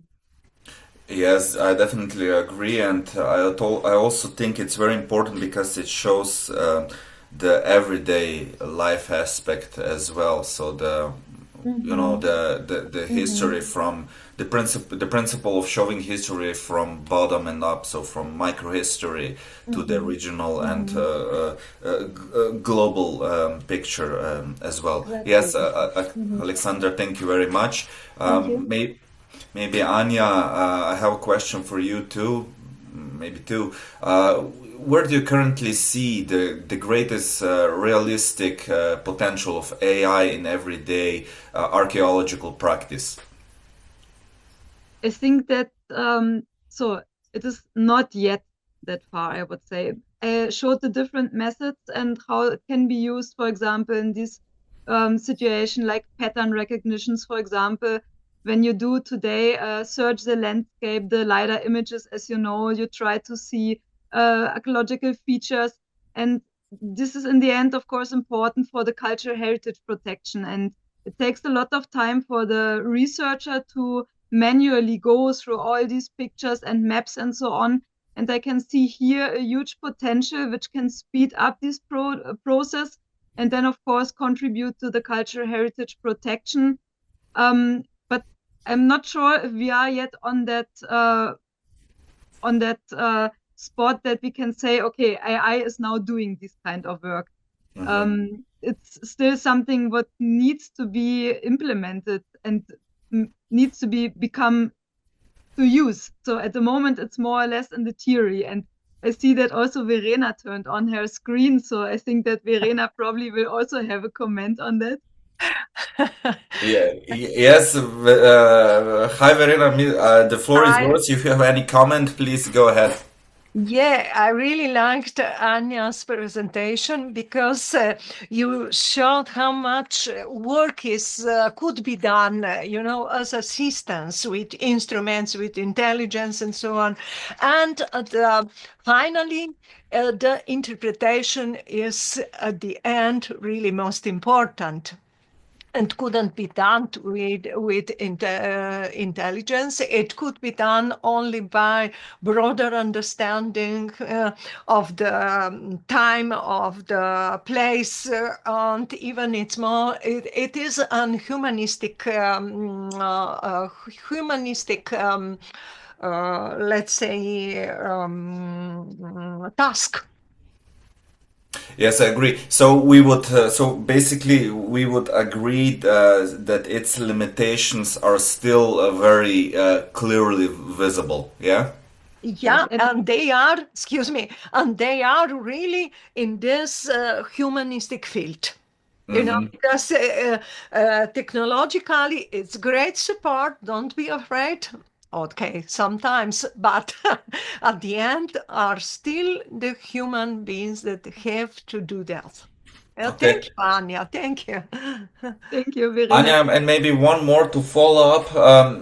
Is there a risk of that increasing reliance on the AI could lead to a loss of traditional archaeological skills, such as drawing, observation, typological reasoning? I think you already touched some of that, but maybe if you can further expand in your comment on that. Yeah, I think there's already to see some loss of original traditional skills in archaeology. So I mentioned that we have, of course, today documentation, everything is run via digital tools, drawing is a lot done via digital tools. And when you look around, there are not anymore so many archaeology students actually who learn how to draw a profile in the field or how to draw an artifact by themselves. And this is something what I think is a big loss, because on the one hand, of course, these digital tools are speeding up the process of documentation during excavations. But on the other hand, when the people don't know anymore how to draw a profile or artifact, there's a risk they don't see what is there. So you can send up the drone, which is making the 3D documentation. But in the end, somebody needs to interpret what is there, what we see, and how is it important and how it needs to be used. And this is, I think, a big risk. And when we include now additionally AI as a tool, then we go even more far from that the people will start, they will not be anymore able to know the basic skills. Maybe also Verena would like to comment something. Yeah, Verena, go ahead. Thank you. Because we have to keep in our minds that drawing, it's in fact interpretation. It is the understanding of the object and also to putting in the cultural place. And it is something more that only technical doing. It is interpretation. I agree. Thank you, Anya. Thank you, Alexandra. Thank you, Verena, for your comments as well. Maybe one question to you, Daniel. One question to you. Go ahead. Yes, I'm looking forward to it. Yeah. Yes. How do you evaluate the education situation in Europe or in Slovenia regarding Nuremberg, the Second World War in general? Of course, it's a very wide question, but just what is your impression? I would say it's not as it should be, especially in Slovenia, because I remember when I was passing from Grammarly to gymnasium and so on, there was always some sort of ignorance regarding that period of time, especially because it was mostly in the books. It was mostly, of course, at the end of the books, of the school books, and a lot of times I remember it was ignored because due to lack of time, it wasn't properly analyzed, it wasn't properly described by the teachers as well, and the curriculum should be, I think, modified as well, because there's some sort of data that is really outdated, I would say,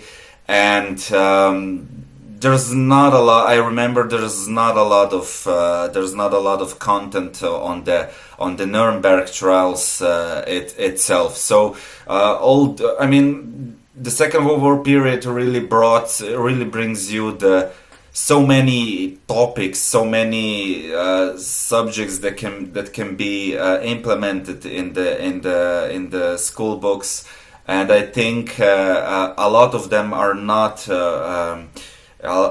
shown as they should be shown. That is my opinion. Can I quickly also add something to this? Sure. Because I'm also interested in your opinion. So it's about education, but also can you observe any kind of discussion? So how can we comment on what is happening now and nowadays situation? We have many conflicts, and as if so the discourse on human rights as if was not there anymore. And what can this experience of Nuremberg trial maybe teach us? Or did you observe any discussions, so the reference to this period in evaluating the situation now, in maybe? Yeah, well, thank you. Look, as researchers, as lecturers, what we can do is to spread the message, is to spread the right knowledge, is to spread the historical research, is to basically support the dialogue and try to present and bring this dialogue of peace to the leading figures in the world who are basically as it seems running the world and the politics from one big table. That would be one. Because it looks like they forgot the message, they forgot the basic principles. It looks like they forgot the fact that 8 years ago, or even more recently, they were fighting against the same common enemy under one front. And so on. And I think this is really important. And the Nuremberg trials is clearly an example that the story is not finished. I remember we had a keynote who was at the symposium talking about who was basically also expert witness, and he was talking about just recently, 3 or 4 years, he was an expert witness in one of the SS guard or something like that, who was then tried, and he got 6 years or something like that, but then died 2 days after the trial was finished, and the list of his punishment was read out. So it clearly shows that it's still very, very relevant. It's still very, very actual, and yeah. Thank you. And now I already see now that it's 1 minute past 11. So I think I'll pass. Thank you for all the questions. Thank you for all the contributions. Of course, I'm looking forward to see your abstract in the Book of Abstracts, which will be published later on as a subsequent process of the conference. It's about people. And now I will pass the word back to my colleague, Anja Hillmuth-Kramberger, who will take and moderate the next panel. So Anja, the floor and stage is yours, and thank you very much. Thank you very much, Daniel.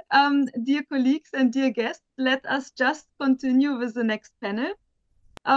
It is called Public Involvement in the Preservation of Heritage, Critical Reflection on the 25th anniversary of the European Landscape Convention and the 20th anniversary of the Framework Convention on the Value of Cultural Heritage for Society.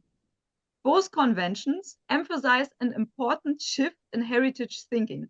Cultural heritage is no longer understood only as something to be protected by experts and institutions, but as a shared resource that gains meaning through the participation of communities and society as a whole. And the contributions which we will have today in this panel approach this idea from different perspectives. They address cultural landscapes and spaces of memory, the role of museums in inclusive heritage learning, participatory approaches to heritage interpretation, and the involvement of local communities in shaping heritage narratives and identities. So together these presentations invite us to reflect on how public engagement, collaboration, and inclusive interpretation can strengthen the preservation and communication of cultural heritage in the contemporary societies. And I would, of course, also like especially to thank our colleagues, Dr. Verena Perko and Dr. Jelka Pirkovic, who initiated this panel. Thank you so much. And I'm happy that we brought this discussion together. I see that we are now all present.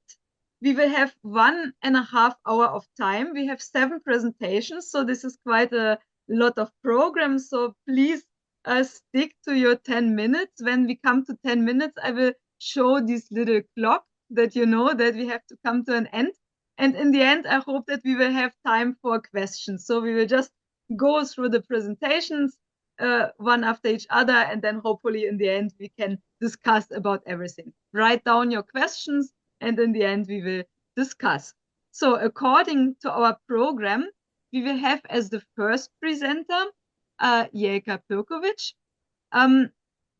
You are here and prepared for having the presentation. The topic is cultural landscapes as streams of memory, horizons of knowledge, and meridians of value. Please, the stage is yours.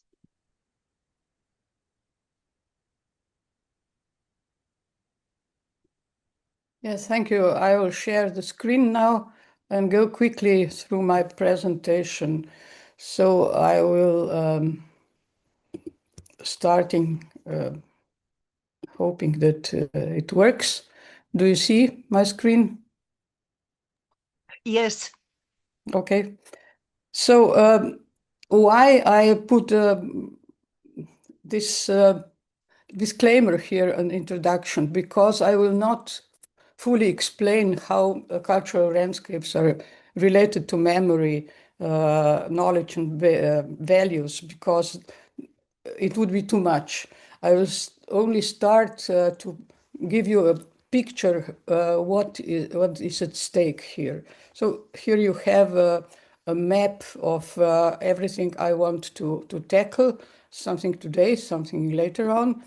But first of all, I draw your attention to the two main topics I want to address. First, the specialization that results in division when dealing with cultural landscape, and process of convergence. So today we see that specialists speak about landscapes in two terms, as a nature feature and as a cultural phenomenon.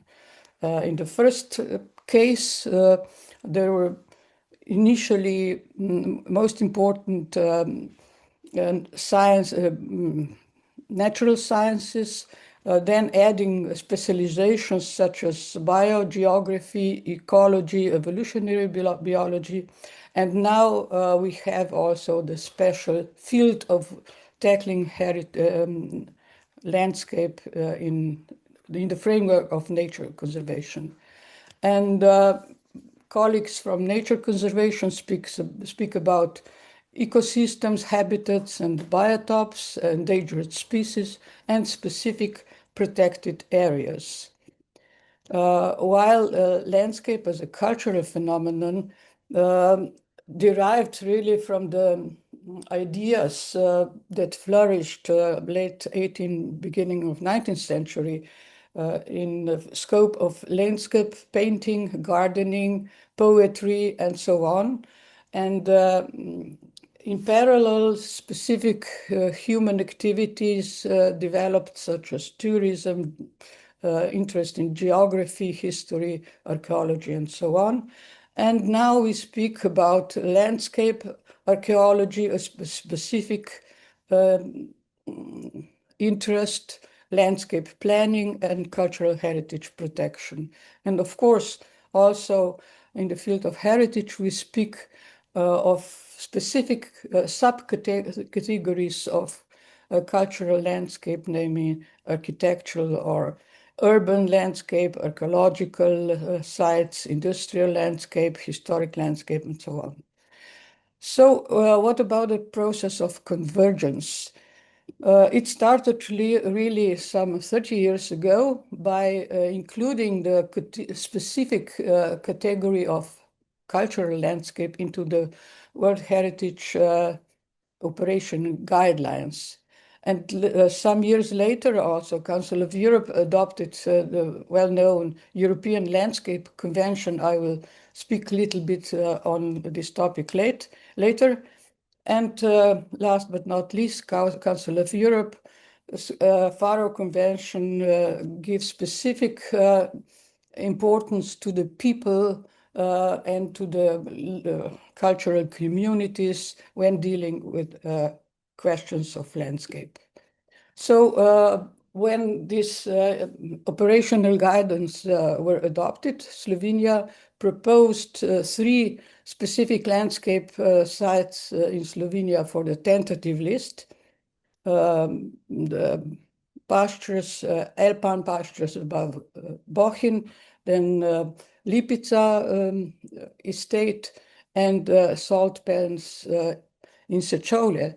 But later on, after 1995, both services divided, nature and cultural heritage conservation, and it was really impossible to manage or at least one of these sites to be inscribed fully on the World Heritage List, which is a pity, really.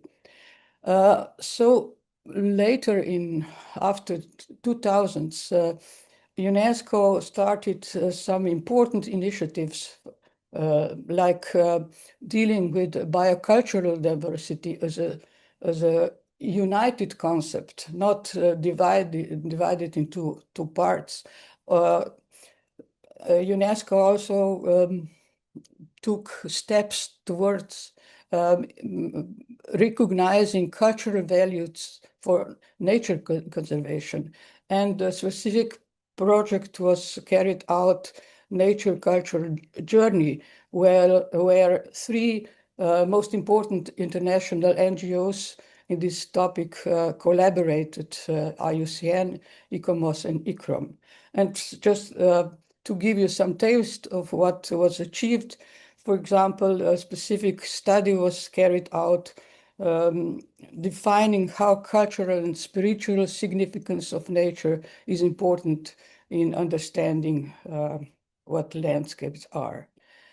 So just to give you some insight in this combination of nature and culture aspects of landscapes. So this was proposed by a specific body.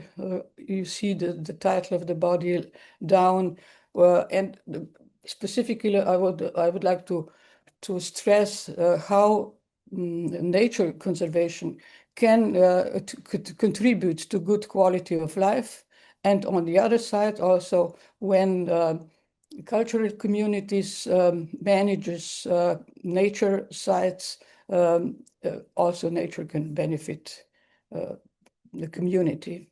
So Council of Europe Landscape Convention was important because in the first or the second article, it stresses that landscape is an area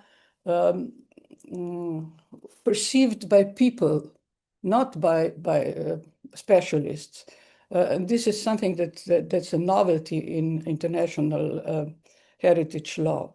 So in this way, it is possible that landscapes become a foundation, or have been recognized as a foundation of people's identity.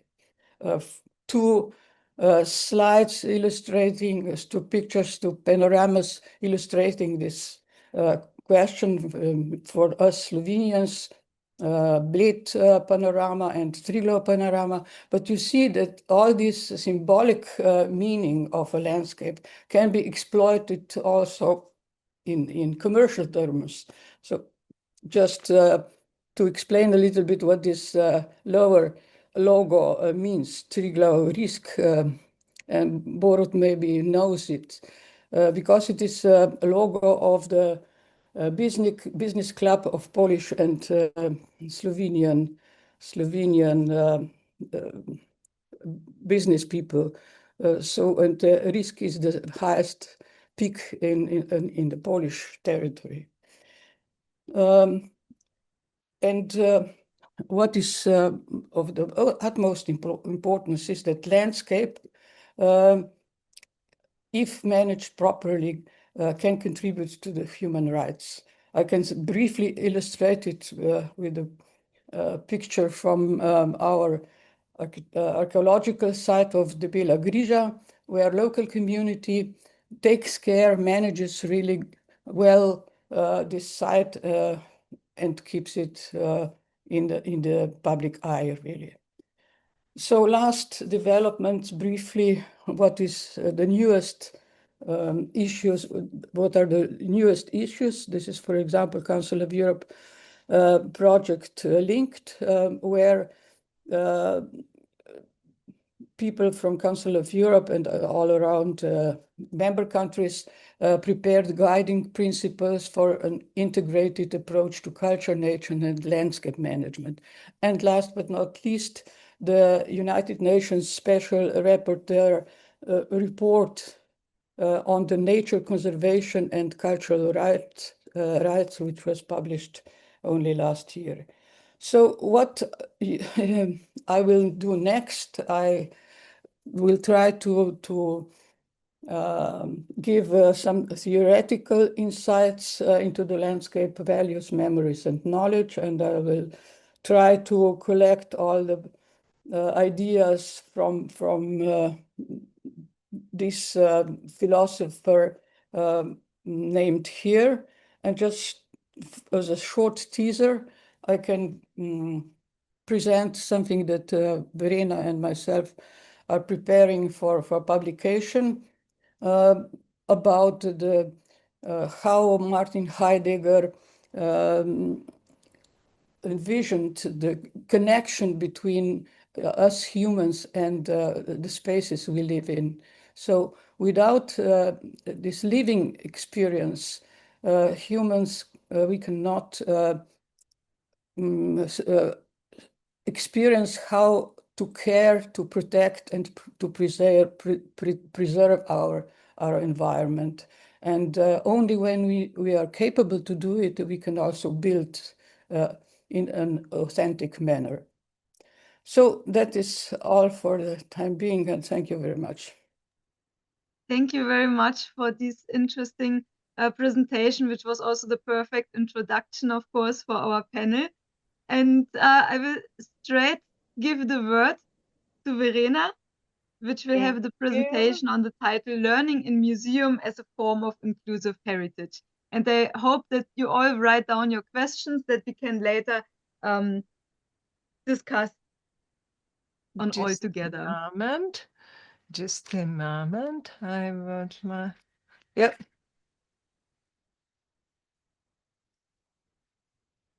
Oh, I'm coming. Okay. Okay.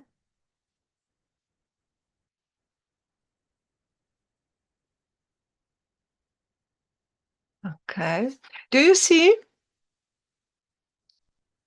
Anya? Yes, we see. But only in the preview version. You have to start the presentation. Okay, here is my presentation. It's working. It's still the preview. I still have some problems. I try to do something else. Dr. Perko, can I ask you to stop sharing? Yes. Okay. Just a moment. And also click escape on your keyboard.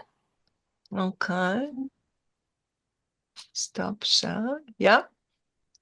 And now click on share and pick the first option on the top left corner. Okay.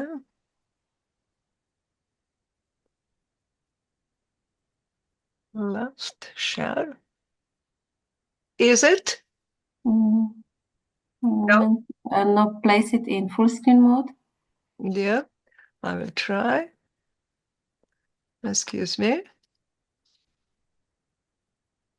We'll still see it, but please continue in this version. Okay. Then let's go from well supported by theory. Jelka, thank you so much. Let's go to museums. Learning in museum as a form of inclusive heritage, it's my topic. And dear colleagues and friends, let me start with two statements. That education is not the same as learning, and the The second, that the inclusive museum is a place of learning and not education. Do you see anything? Yes, we can see the slide education versus learning. Okay, then it's okay. Yeah. Education is a formal, temporary, and organized top-down process. Learning is an informal and ongoing process. It evolves in the inner self, and it is related to an individual perception. Nevertheless, learning is of humanistic value. Only when the process is open to all sides and it is reciprocal and reveals ontological content. To know yourself, as inscribed upon the temple of Apollo in Delphi, is the goal of all learning goals. But the question arises, what knowledge should be learned in the museums?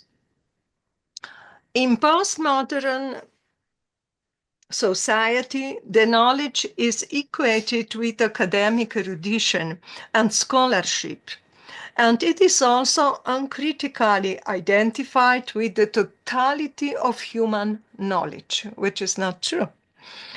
Sorry, I think you have to move further with the presentation. Yeah, it's still on education versus learning. Okay, I did. Excuse me. Some technical problems.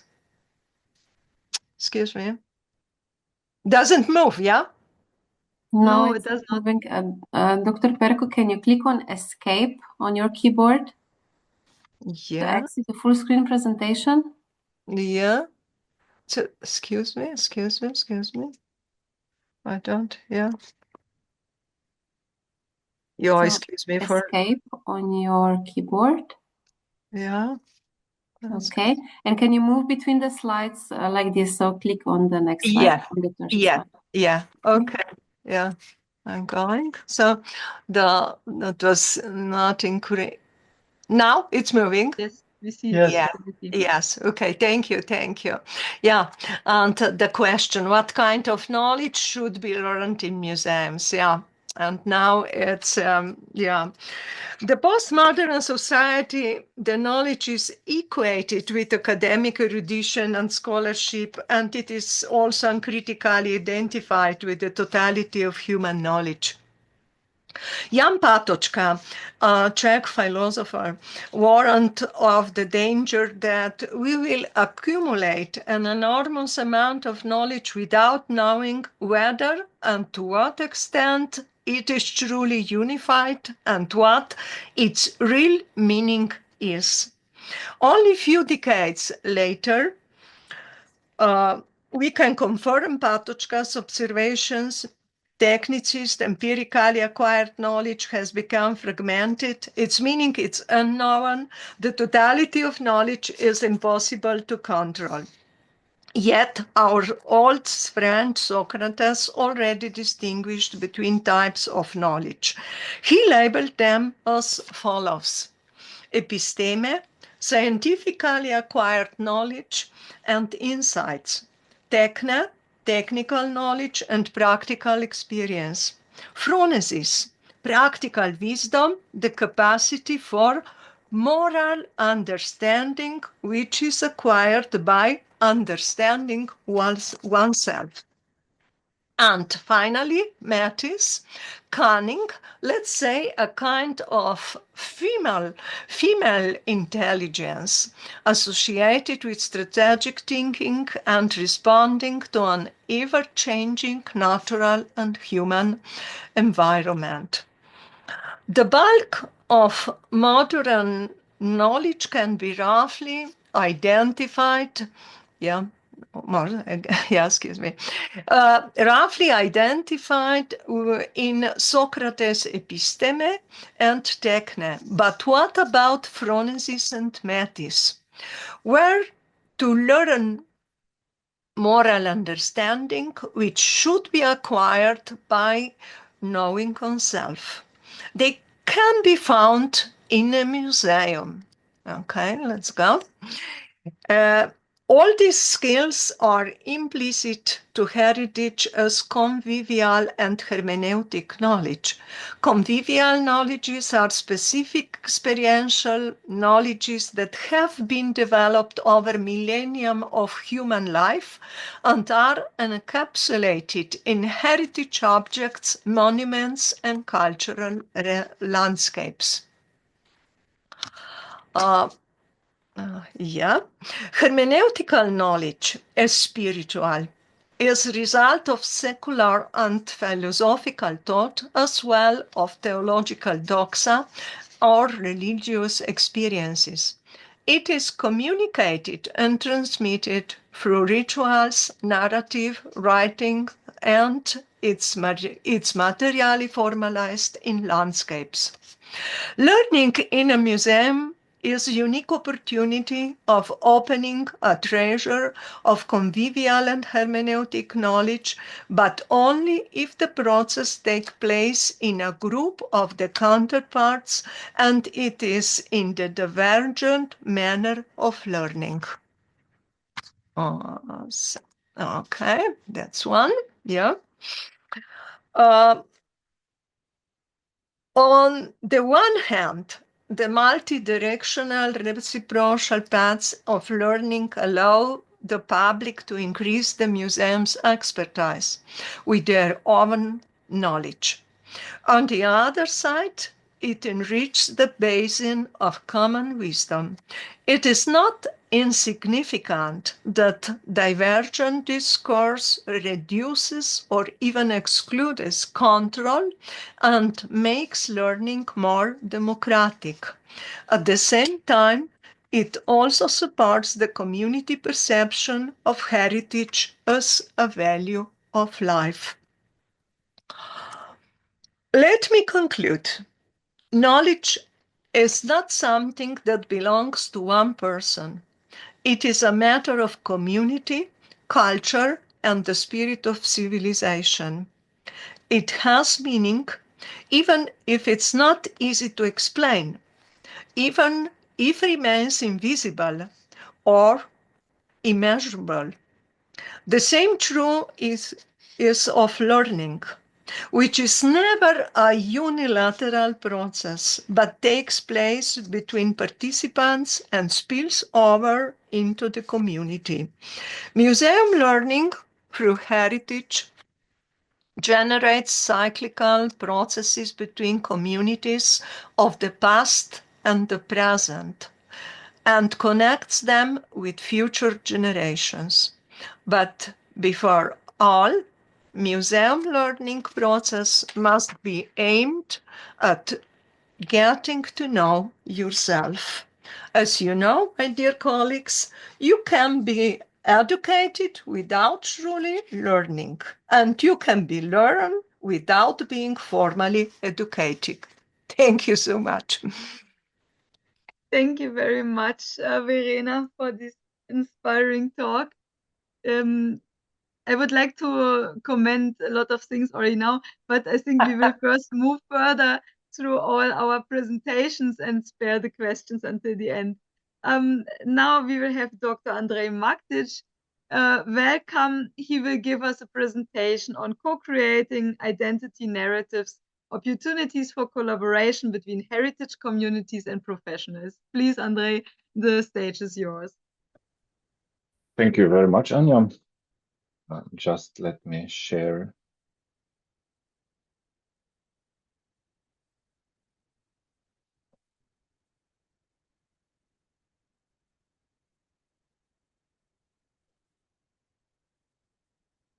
Do you see my presentation? Yes, Dr. Magdic, but not in full screen mode. Can you place it? Yes.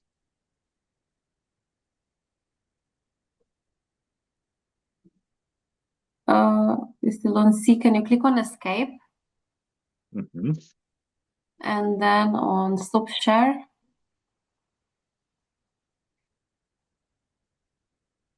Now please click on share and choose the first option on the top left corner. So you need to click on screen to share the entire screen.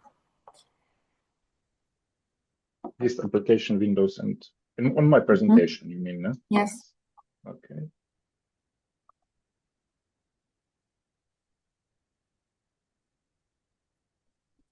I don't think that this will work. Please click on stop share again. Yes.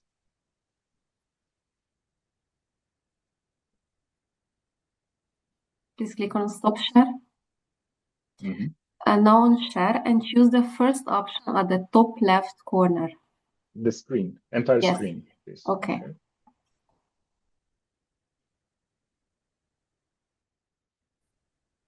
And I'll try to put it in full screen mode, and I think that this will work.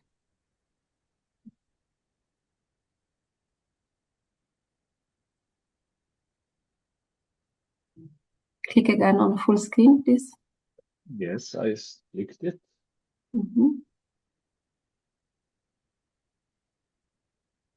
Click once again, please. Okay. Yes. Okay. Is it okay now? Thank you. Thank you for the help.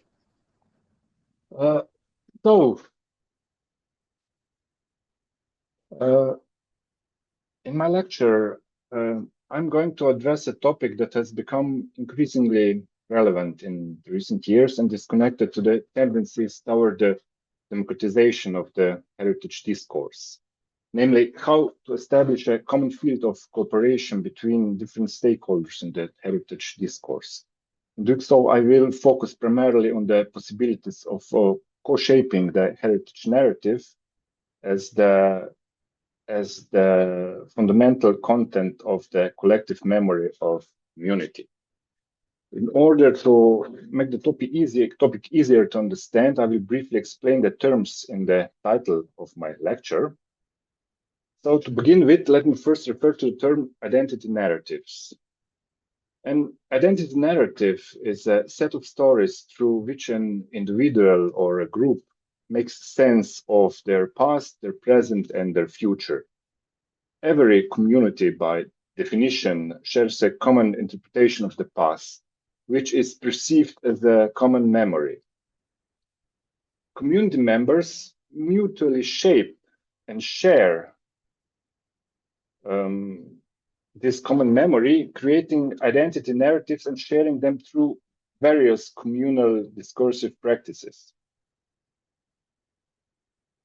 The next term is heritage communities. Who are heritage communities?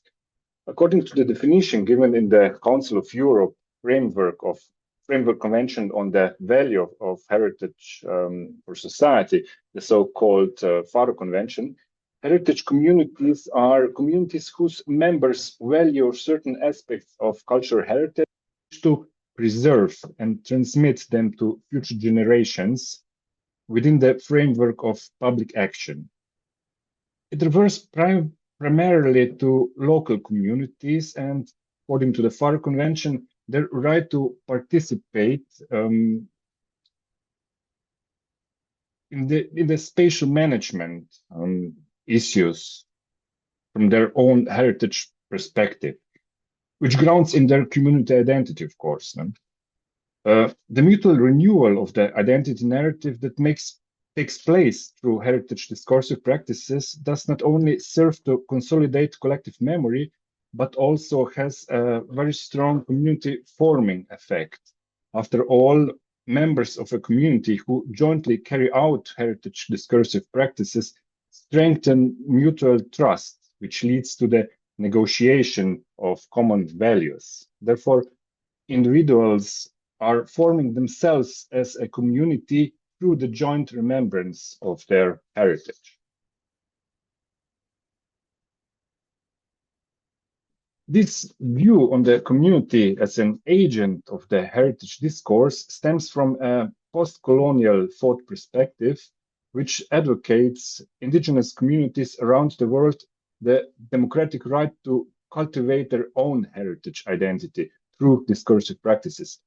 independently of professionals who lead the authorized heritage discourse, such as archaeologists or cultural anthropologists employed in public institutions, who shape a specific professional interpretation of certain cultural heritage topics. However, the post-colonial perspective on heritage is not limited only to communities that have been subjected to colonial domination, as in the case of, for example, Australian or American Aboriginal people. The duality of discourse, on one hand, the authorized heritage discourse led by experts in heritage professions versus the community heritage discourse led by heritage communities, can also be observed in European countries that were not victims of colonial conquest. If we take the present-day Republic of Slovenia as an example, we see that here, as elsewhere in Central Europe, since the 19th century, two forms of heritage discourse have existed in parallel. A community-led heritage discourse that develops spontaneously, and an authorized heritage discourse whose narrative is developed within state-organized institutions based on paradigms forms at university and other research centers. Experience from the heritage protection practices shows that for the effective protection of cultural heritage, in addition to public institutions, it is necessary to include heritage communities. The key to this cooperation is the establishment of mutual trust, which is often made difficult by the skepticism that heritage communities cultivate towards public institutions. A precondition for the establishment of this trust is the mutual recognition of the value of both types of heritage narratives. A necessary first step for this are public events where results of heritage research conducted by professionals are presented to the heritage community in a way that enable and encourage mutual dialogue. To achieve this, it is necessary to adapt the research topics at public presentations to the anticipated interests of the specific heritage community. In other words, it is necessary to find common heritage topics. An effective way of determining which heritage topics individual heritage communities cherish as an integral part of their identity is to analyze their folk traditions. By looking for topics in folk traditions that can be analyzed also with the methodology of heritage professionals, enables the building of a mutual research interest, which can consequently, of course, assuming mutual respect of all the participants, it can strengthen mutual trust and awareness that there is a common cultural heritage, which also involved, which all involved wish to preserve as a source for a common public memory and the means for a shaping community identity. I would like to present an example of this kind of interweaving of authorized and community heritage narratives, which was done in the area of Slovenske Gorice, subpannonian hilly landscape between the Mura and Drava rivers in northern Slovenia. The area of the parish of Sveti Jurij ob Ščavnici, the St. George at the river Ščavnica, is particularly interesting in this regard. It is a traditional agricultural landscape that has not experienced significant industrialization to this day, which is why the influx of population from elsewhere has been relatively modest, and the cultural landscape has preserved its traditional image. Consequently, the origins of the collective memory of the local community, preserved as oral traditions, go far back in time. Unfortunately, the traditions of oral storytelling is in the last decades fading away, but luckily, many of the stories about the heritage landscape were written down in the second half of the 20th century by local heritage keepers. In 1975, Jože Čuš, a collector of local antiquities and recorder of the local oral traditions, wrote down a story that represents an example of community-based interpretation of the archaeological past of the area. It preserves a mythical background story about the building of the Church of the Holy Spirit on the Stara Gora. It means the old mountain, which you can see on the slide. It's not far from the town of St. George of Sveti Juri, Chauncey. And I will read a brief summary of this story. The chaplain of St. George is said to have observed a strange light in the birch forest on the old mountain. When he went there to see where this light came from, a giant snake attacked him, so that he barely escaped. Then the chaplain dreamed that the Holy Spirit wanted the church to be built in his honor on the birch in the birch forest. The chaplain, in accordance with the instructions he received in the dreams, killed the snake with a rifle and a blessed bullet. The people then built the Church of the Holy Spirit in the birch forest on the old mountain. So, in the Christian symbolism, the snake is generally associated with the non-Christian and the pagan world. This is worth emphasizing the fact that the main character of the story is the chaplain of the nearby Church of St. George, who is known in Christian mythology as the dragon slayer. The fight of St. George with the dragon, or the snake, can be interpreted as an allegory of the fight between Christianity and paganism. To understand the broader heritage context of the story, it is necessary to take into account the narrative of the authorized heritage discourse of the considered area as well.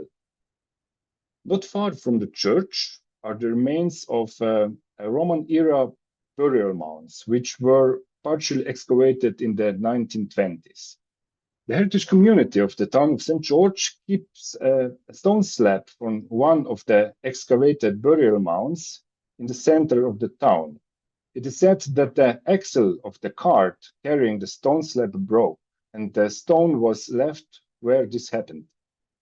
Since then, for more than 100 years, the local community holds the stone slab as an public artifact that testifies to the Roman-era past of the place and to the excavation of the burial mound. Analysis or analyzing the considered area with LiDAR technology, some interesting features were found. These shadowed lines you see on the slide are sunken paths, also called holloways. They are ancient paths which were by centuries of use worn deep into the landscape, sometimes by several meters. In the area of Slovenske Gorice, the hilly area between the Mura and the Drava rivers, as already said, they are typical of the Roman era. These particular hallways lead from the Roman era burial mounds to the top of the old mountain with the Church of the Holy Spirit.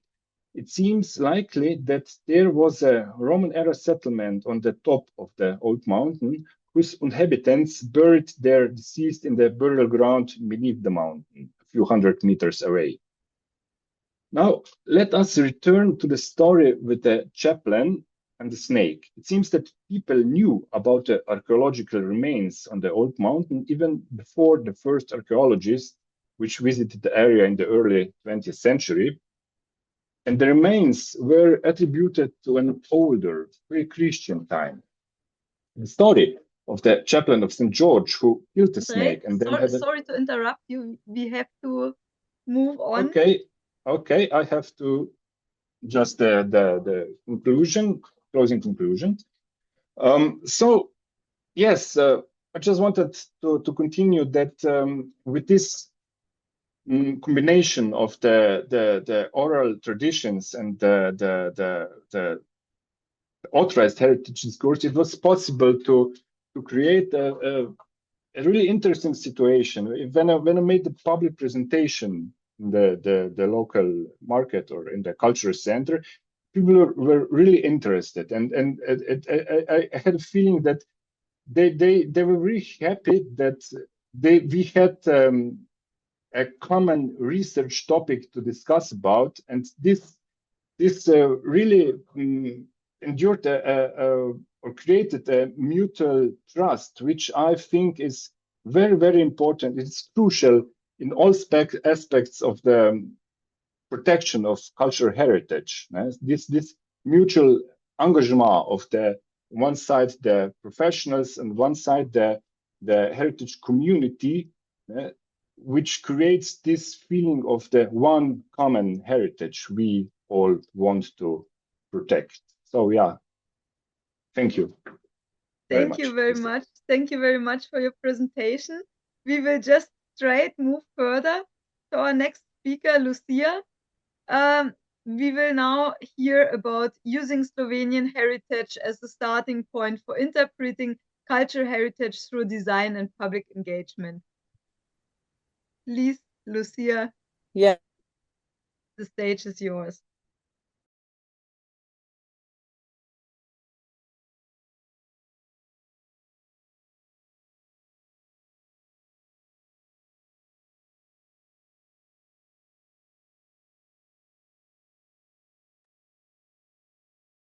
What happened is Lucia now left. I don't see her name anymore. Yeah, that's right. I don't know. It just disappears. I believe that you opened the breakout rooms, and maybe you put Lucia in the breakout room. No, she's not there. I think that she lost the connection with Zoom. Okay. Oh. Ja, kaj je?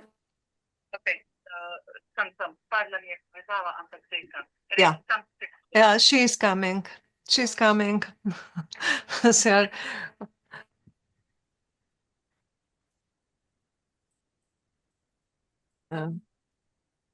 yeah, you know, Slovenia is a very large country. Okay. Losing time. So we are facing all kinds of technical problems here. Yeah. As usual. As usual, yeah. Okay. Microphone. Micro.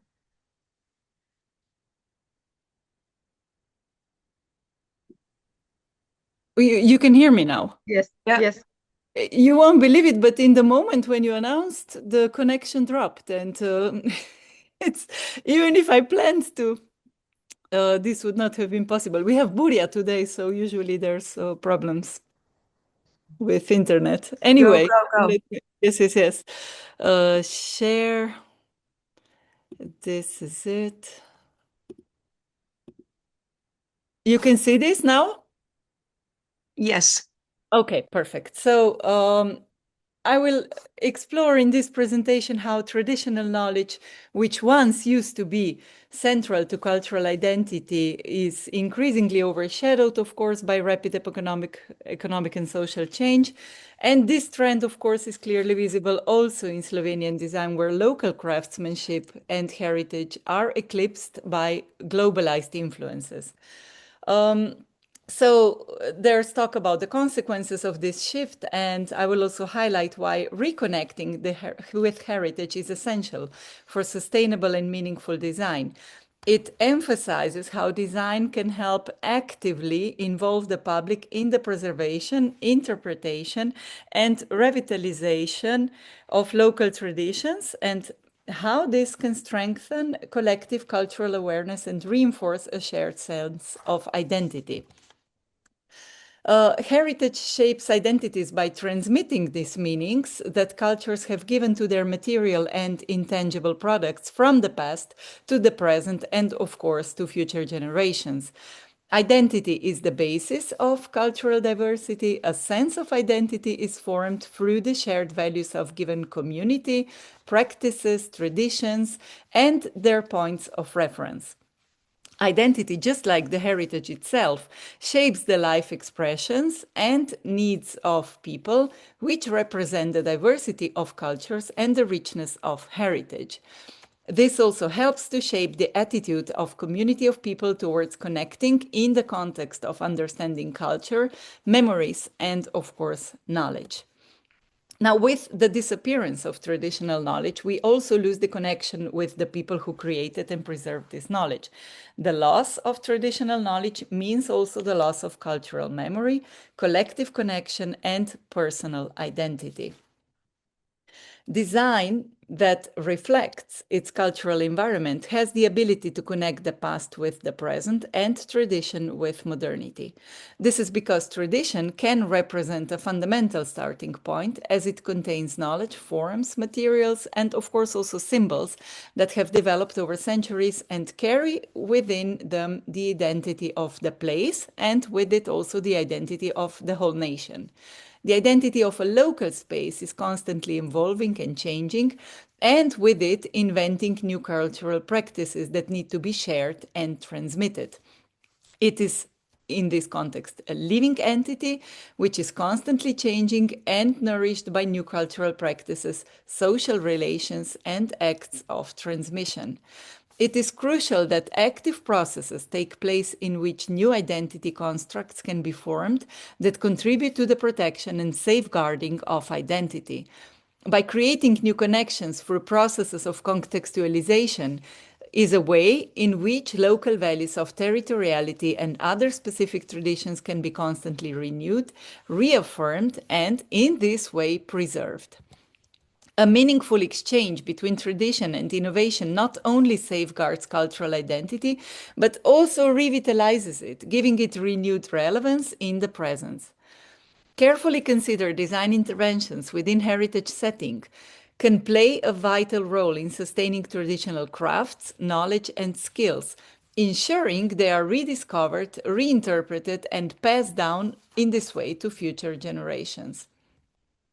Design, of course, can take on a strategic inclusive role in reviving local traditions by actively engaging communities in many ways. For example, by linking artisans with contemporary designers, by organizing participatory events such as festivals, workshops, and of course exhibitions, by bringing tradition into everyday life through architecture, through products, through food, etc., by presenting heritage as a form of sustainable innovation, and in this way inspiring younger generations through creative involvement. For example, in Slovenia, we have a great tradition of craft centers. We call them Rokodelski centri, and they play a crucial role in preserving traditional knowledge by supporting artisans and revitalizing local identity through contemporary design and public participation. They act as bridges between heritage, economy, and community. In this way, again, if we reflect on the role of design, it can serve as an identity generator by adapting historical content to the needs of modernity and the contemporary user or community. The design challenge here is to establish this dialogue between historical and identity aspects and translate them into new stylistic language. Of course, this comes with in-depth knowledge, or at least it should, of the rules of processes or traditions, to achieve a result without distorting the initial value, let's say, of the so-called original and inserting traces of modernity into the historical structure. And here, of course, also education plays a key role in this context. By transferring knowledge between generations, it enables understanding of cultural roots and encourages new ways of interpreting heritage in contemporary context. When traditional techniques and values are included in educational processes, they can become an inspiration for creativity, innovation, and sustainable thinking. Creatives thus learn to recognize the importance of handicraft skills, local materials, symbolic values, which can be transformed in contemporary products and expressions. Education not only preserves the memory of the past, but also opens path for the future, where tradition becomes a living basis for further development of art and design. All of the presented examples that have been on the slides now, they illustrate how designers can draw inspiration from tradition to create works that combine originality, but also authenticity and recognition, proving that heritage can play an important role in shaping contemporary identity. projects that support the preservation of traditional artistic knowledge, such as, for example, the one that we're seeing now, Škola Prenove, the School of Renovation. They can help keep alive and relevant in the modern world. By connecting local artists with network of craftsmen, heritage skills are blended with contemporary design approaches. This collaboration empowers communities and individuals as stewards of cultural knowledge, while fostering creative practices that are grounded in tradition and oriented towards the future. And to conclude, creativity that acknowledges the value of handicraft skills, local materials, and symbolic meanings can transform these elements into contemporary products and expressions. By reinterpreting traditional techniques and resources through a modern lens, it allows heritage to remain relevant while gaining new forms of visibility and use. This approach not only preserves cultural identity, but also fosters innovation, bridging past with present-day design and encouraging sustainable, locally rooted creation. Thank you so much for your attention, and sorry again for the problems due to the wind. Thank you very much, Lucia, and also thank you to being really top on time. I'm already getting also the inspiration that we should definitely make some proceedings from our panel, because everything is summing up in such a nice story, and probably we will in the end not have so much time to discuss, so it would be nice to do that then later in a publication. So thank you. We have now 3 more lectures and a good half an hour left. The next one, Matthias, you will present the next talk, Forgotten Villages of Žirovnica. Please, the stage is yours. Hello, can you see the presentation? Not yet. Not? No, now we see. Yeah, it's working? Yeah, okay, thank you. Yes. So hello, my name is Matthias Kuman. I'm a director of Institute for Tourism and Culture, Žirovnica. I'm also a PhD candidate at Faculty of Arts, Ljubljana, at Heritology. And I'll be presenting the project we are working on with, on behalf of my colleagues, Kaja Steinberger-Pfleger and Rok Humerca. The project is called Forgotten Villages of Žirovnica. So Žirovnica is widely known as the birthplace of important Slovenian cultural literature figures such as France Prešeren, Matija Čop, Janez Jalen, etc. However, this cultural landscape also hides much older layer of history, including prehistoric and medieval settlements that remain largely unexplored. So this project explores how archaeological traces, landscape, interpretation, and local knowledge together reveal forgotten settlements. Our key research question was, how can forgotten settlements re-enter cultural memory through heritage research and community participation? In several cases in Žirovnica, in the municipality of Žirovnica, we can see a clear pattern. Present-day villages often have earlier settlements located higher on the slopes beneath the Karavanka Ridge. This is the case, as you can see on the photograph, here with Lipje above Žirovnica, Sevce above village Selo, or of course very well known the late antique settlements of Ajna above Završnica. So this raises an interesting question. Could the villages of Rodine or Doslovče also have an older predecessor settlement somewhere above them?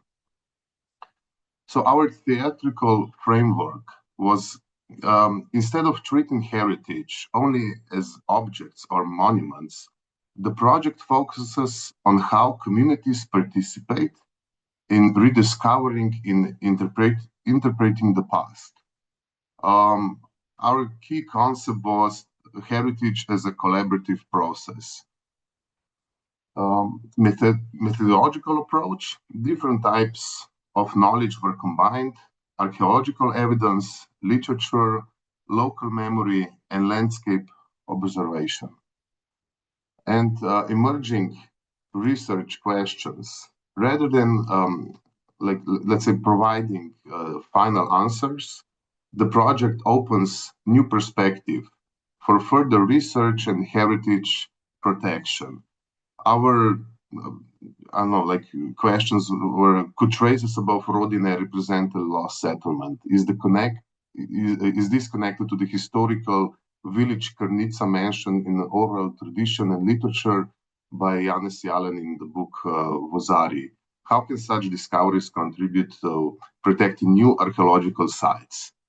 And so, why does it matter? The project connects landscape, memory, community research, and our output from this project will be an exhibition, a documentary film, and a scholarly article. But most importantly, a renowned relationship between people and their landscape. Heritage becomes meaningful when communities rediscover and reinterpret their own landscape. So, to better illustrate the project and this story, I would like to conclude with a short video. As I said, later we are filming the documentary, and we would like just to show like a preview of this documentary. So please, if you could play the film. Thank you.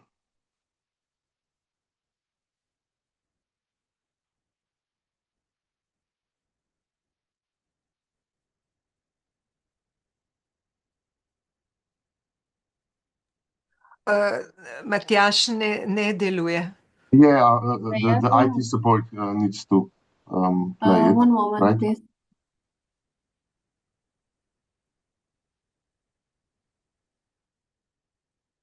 I will have to share it differently, so please.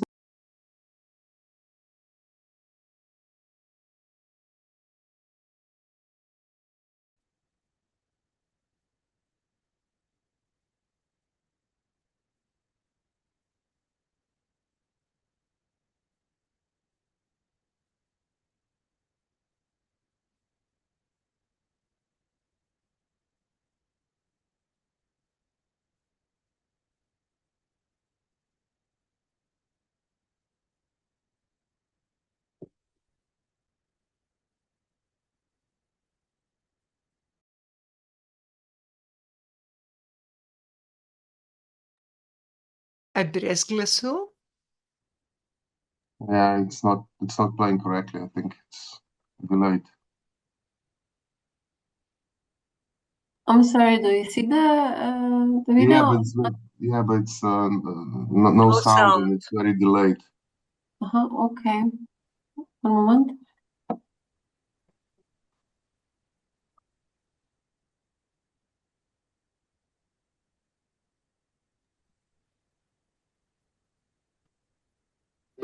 We explore traces of settlements that date back thousands of years. Lipje, Sevce, and Krnica. So the project began in a very local and very spontaneous way. Several years ago, the Institute for Tourism and Culture, Žirovnica, received the archaeological collection of the late archaeologists Janez Metevc. The collection was donated by Sonja Strasser, who wanted the object to remain in the local community where they had been discovered. For some time, the collection waited quietly. Then, something unexpected happened.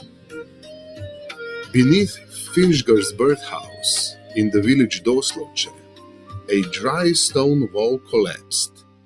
In the soil, we discovered pieces of broken pottery. Not just fragments, but kilograms of them. A former curator of the house remembered that for more than 20 years, pottery fragments would appear on the slope after heavy rain. She collected them and stored them in bags without knowing their origin.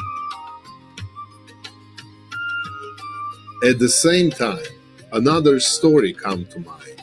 The Slovenian writer Janez Jalen whose birthplace in the nearby village of Rodine is today a museum, described an ancient village called Crnica in his novel Vozari. According to the local tradition, this village once stood above Doslovce before it was destroyed by a landslide.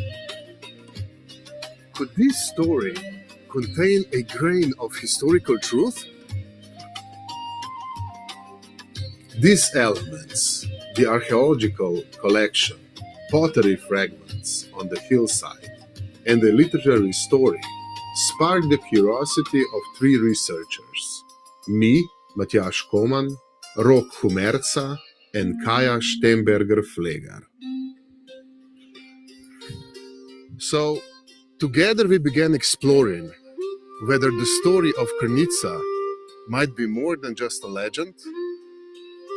Kaja focused on documenting and cataloging the pottery fragments. Rok began researching historical and archaeological sources about the settlements of Selce and Crnica and the landslide that may have buried the village in the 13th century. Okay, so together with filmmaker Aleš Košir, we began working with local communities. We recorded their memories and their oral local histories.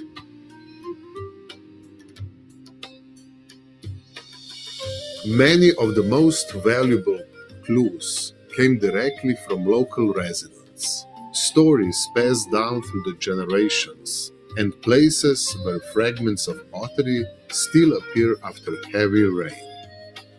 Slowly, the pieces of the puzzles began to connect. The project Forgotten Villages of Žirovnica is not only about discovering ancient settlements, it is also about understanding how landscapes remember. During the research, another intriguing possibility emerged. On the hillside above the village of Rodine, we may have discovered traces of another unknown settlement. Could this be the lost village of Crnica, or perhaps another forgotten community? These are questions we hope to answer as the project continues. The results will include an exhibition, a documentary film, and a scholarly article. But perhaps the most important results is something less tangible, a renewed connection between people, landscape, and memory. Because heritage does not belong only to the past. It lives in the stories we share, the places we care for, and the questions we continue to ask. And here in Žirovnica, the landscape may still be hiding more stories, waiting to be discovered.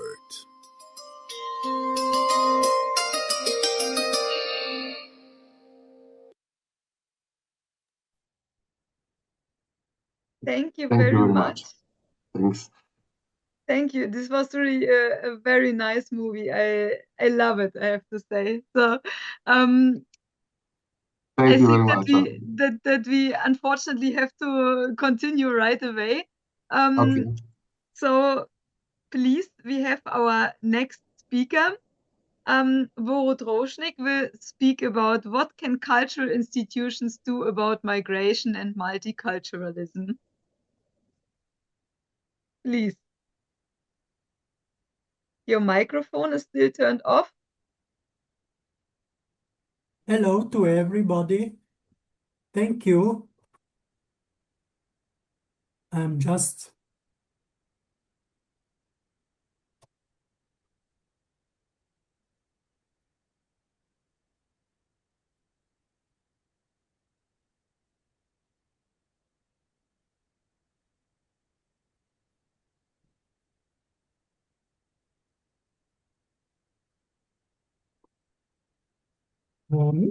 did you see the presentation? Yes. Thank you. I'm honored to present my experiences and insights on the significant topic of migration one of the constants of humanity. In this presentation, I made an overview of how some European museums are addressing the refugee crisis in their activist practices, how they are establishing dialogue with immigrants, local communities, and visitors. Migration is something we have long been aware in Slovenia, given that this has always been a country of transit. I have felt the grip of immigration firsthand, first in the tightest of family settings. When my wife immigrated to Slovenia, then part of the former Yugoslavia, during the 80s, she faced numerous administrative challenges and her immediate surroundings were not very welcoming. In 2015, the refugee crisis escalated in Europe and touched Slovenia. Slovenian Ethnographic Museum, in cooperation with other institutions, organized assistance and collection of documentary material in the refugee centers Šentilj in Slovenia and Idomeni in northern Greece. At the end of the year, it opened the inclusive four-part exhibition, Migrations, which offered space and voice to migrants and refugees. It was accompanied by numerous events, guided tours, and workshops for refugees, and they were also provided with access to computers. What can museums do?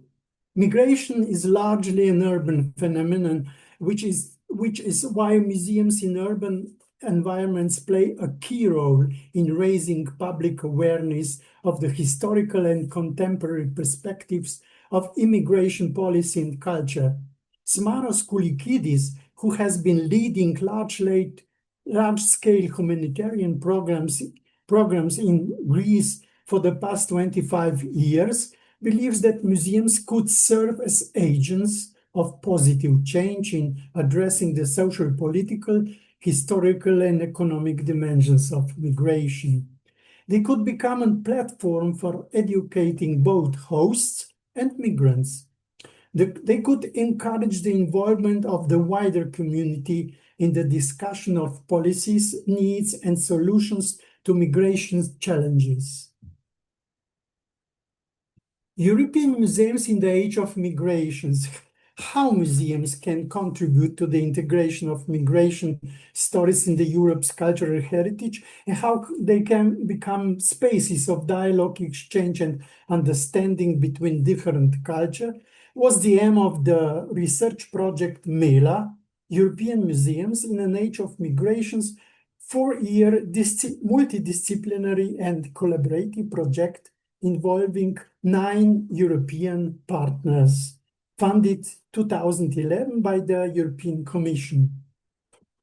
Researchers from MELA project have emphasized the importance of multiple voices, including opposing ones in presenting migrant and refugee issues to a culturally diverse audience of immigrants and locals. How to deal with migrations in museum context. Today, a polyphonic approach plays a key role in presenting diverse and multidimensional local and global identities. Museums are introducing innovative ways of engaging with wider audiences, such as storytelling, theater workshops, concerts, film screenings, drawing, and other forms of collaborative creation with discussions. Exhibitions prepared in collaboration with immigrants and exhibition programs in which migrants evaluate and interpret the exhibited heritage lead to reflections, as they can draw attention to different aspects and personal meanings of individual museum objects. The museological question of how to place immigrant and refugee themes in museums can be expanded with the possibility that museum professionals can also introduce inclusive methods in refugee centers and self-organized squads, not only in museums.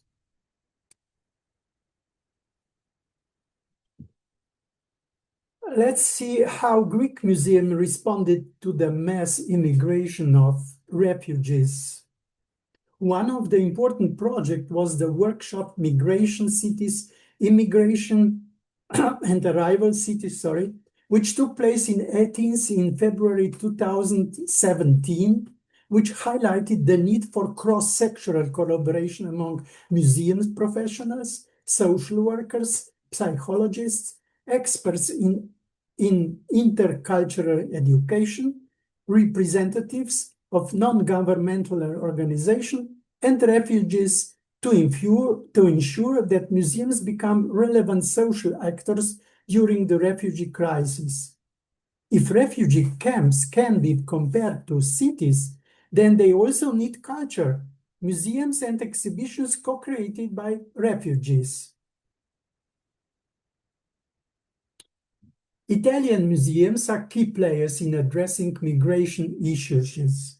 In Italy, the inclusion of immigrants in exhibitions and museum programs began first in ethnographic, anthropological museums, and then in art museums. Museums in Milan, Bologna, and Turin, with the participation of immigrants and their stories, enable open dialogue with the local community, schools, educators, and universities. Some Italian museums take their methodology into the local environment, similar to those in Athens. What have researchers observed in Poland? In Poland, which has taken in more than 1.5 million refugees from Ukraine, researchers have observed that cultural institutions have gradually encountered the problem of adapting their cultural offer, the offer of museums and other cultural institutions to the needs of this community. In the Krakow Quality Study named Together Through Culture, interviews and surveys were conducted with groups, associations, and individuals with experience of migration. The project was replacing the hierarchically marked discourse on helping war refugees with much more democratic cultural solidarity. In doing so, they promote equal participation, mutual understanding, and shared responsibility. In the process of integrating refugees into the society and culture of the host country. Migrations are changing the social role of museums and also change the functioning of cultural institutions. Museums, from once static institutions of archiving and preserving, are becoming active spaces for fostering encounters with often repressed stories and difficult memories. In the last decade, museums have expanded and redesigned their mission. In the countries facing the biggest migration crisis, some fundamental insights have been made about the changing multifaceted identities and the needs of barriers of immigrants. All of these findings can contribute to the successful social and cultural integration of immigrants and refugees, which takes place as a dynamic two-way process between the majority population of the host country and the immigrants. Conscious museums and galleries facilitate dialogue and make available their space and sensitive museologists. Thank you for your attention. Thank you very much. It was right on time.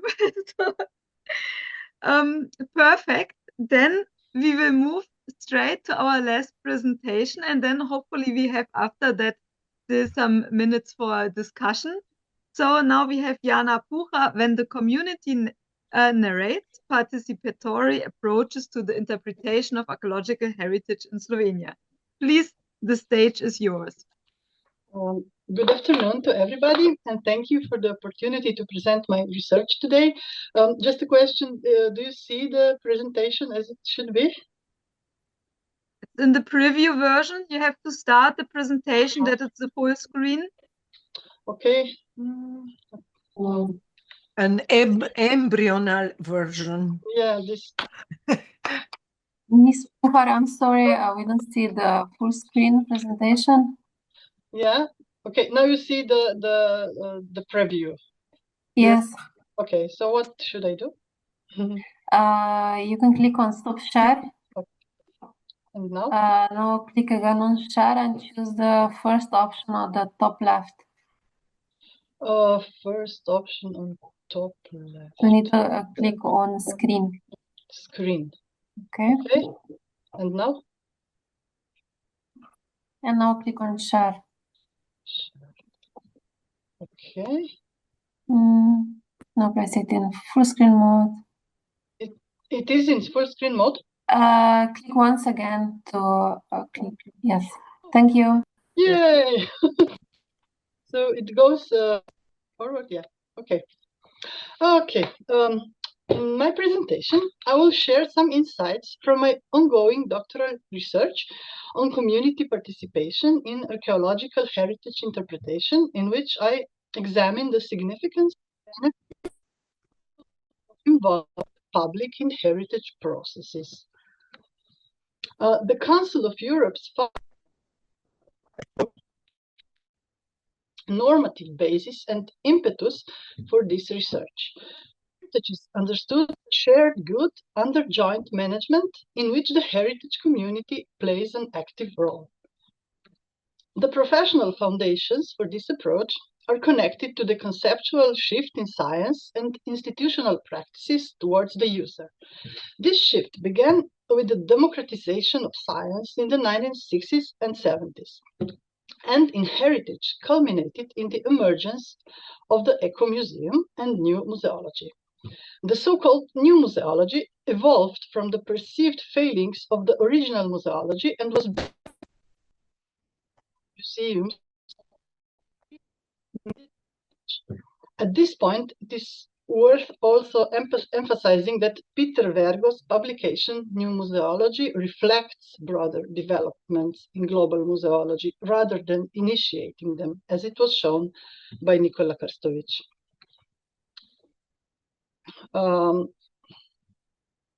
The research is also based on the hypothesis that in Slovenian heritage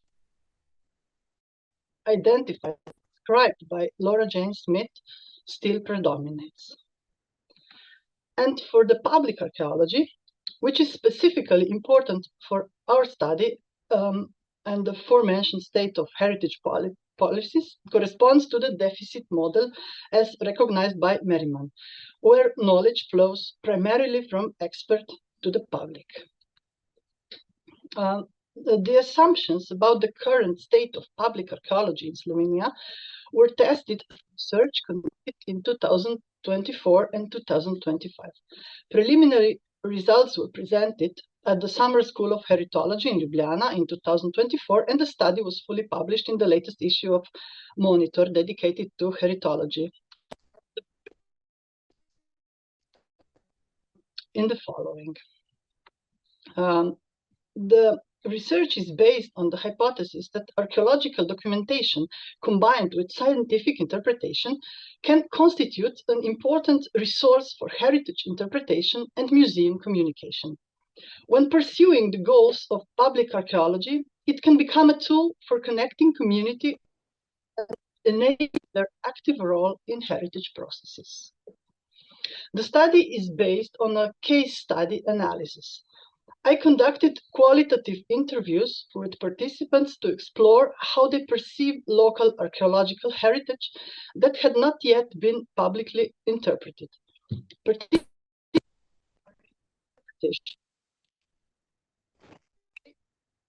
Themselves with the documentation and material evidence and collaboratively created an interpretive product.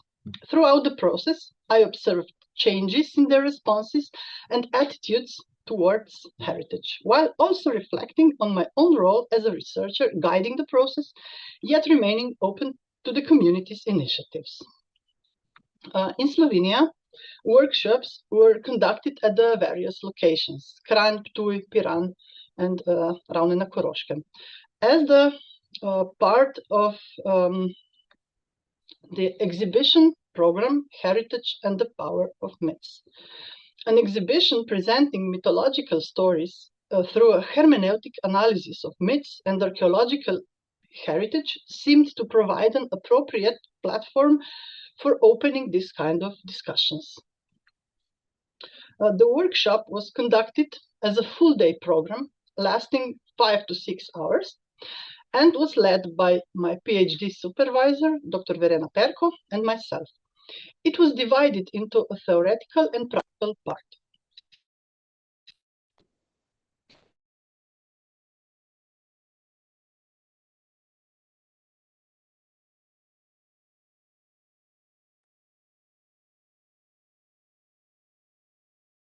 The storms are also at Jana's place. Not only, even in Gorenska, in Kamnik, it's quite windy. Steyerska and still nothing to see. Oh yeah.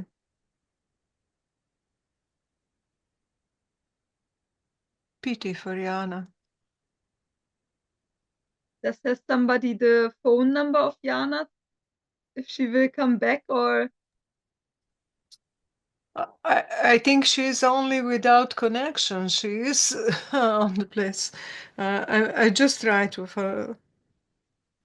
Miss Puhar, can you hear us?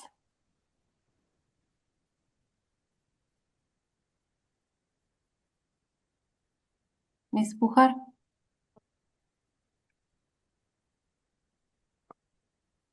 I'm contacting, yeah. There is no contact, even by phone. So then it's probably the problem with the storms. Yes. Sorry. Okay.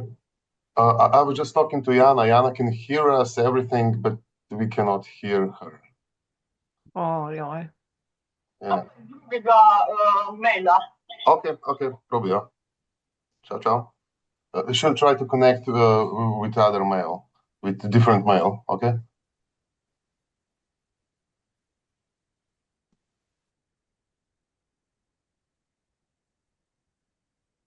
So let's hope that she can come back, because we are also running out of time. We have actually officially 5 minutes left from our panel. I hope that we can extend a bit the time.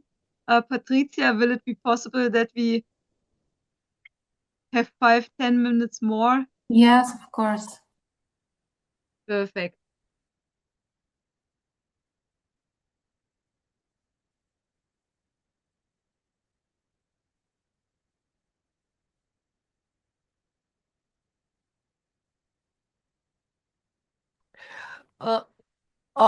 She's back.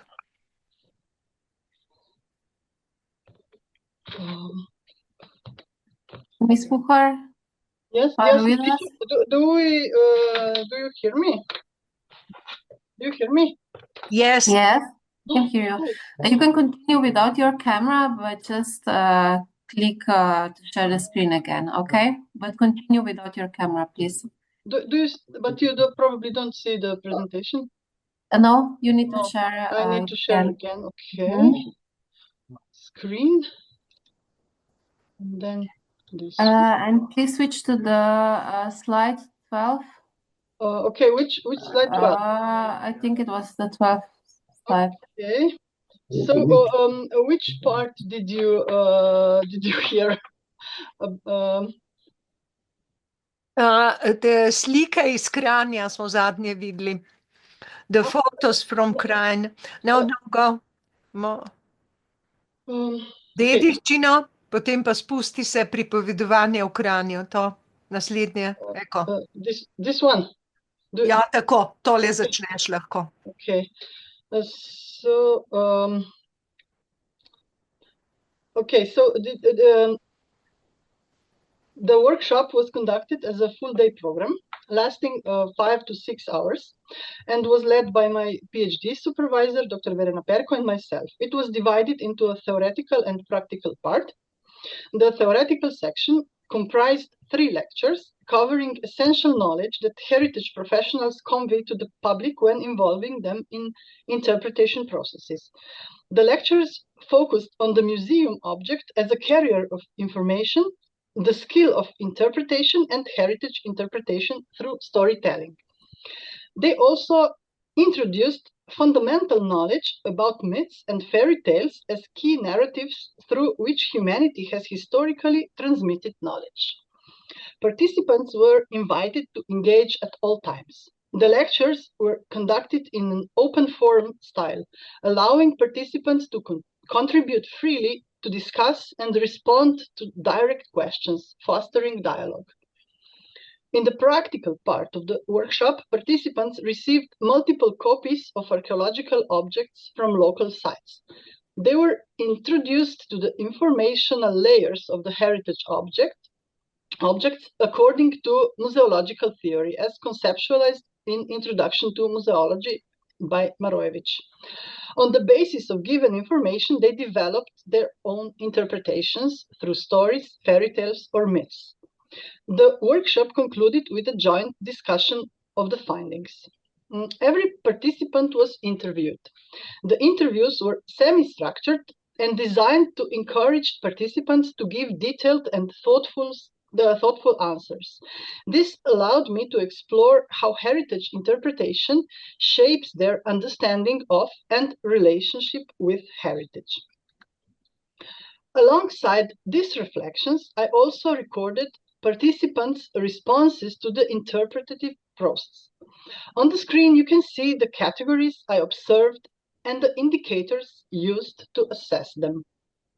As the researcher directly involved in the process, I reflected my role and recorded my responses to a series of questions, which you can see also on the screen.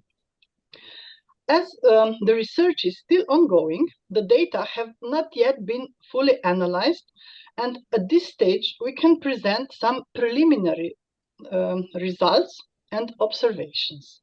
The conclusions that can be drawn are as follows. Firstly, in Slovenia, the so-called authorized heritage discourse still predominates. This narrative is maintained not only by institutions, but also by the public, who often do not feel competent or entitled to interpret heritage. Part of this can be linked to Slovenian historical context, in which institutions played a strong role in shaping and controlling heritage narratives. Secondly, even when community members are recognized as legitimate interpreters of heritage, they often initially doubt their own abilities.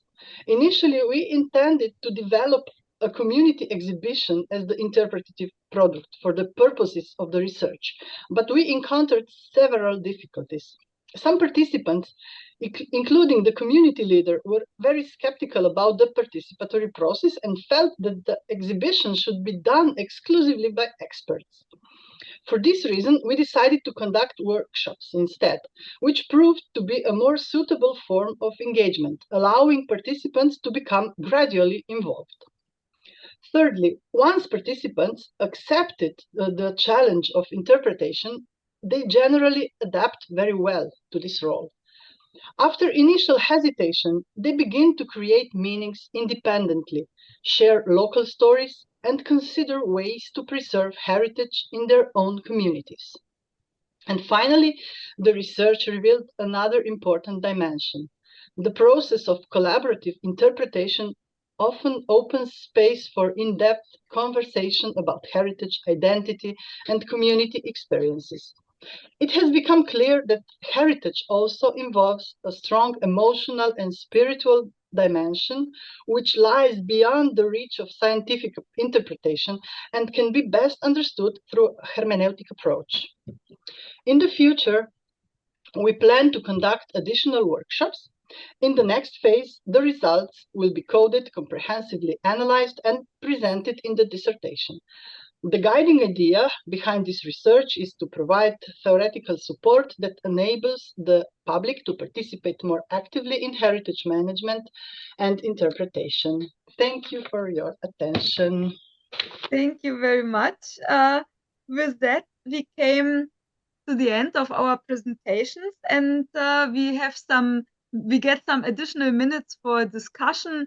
I think that in general, of course, we can already see how nicely come together all the different presentations which we hear today in our panel. So to see how heritage can be made more accessible to the public, how it's integrated.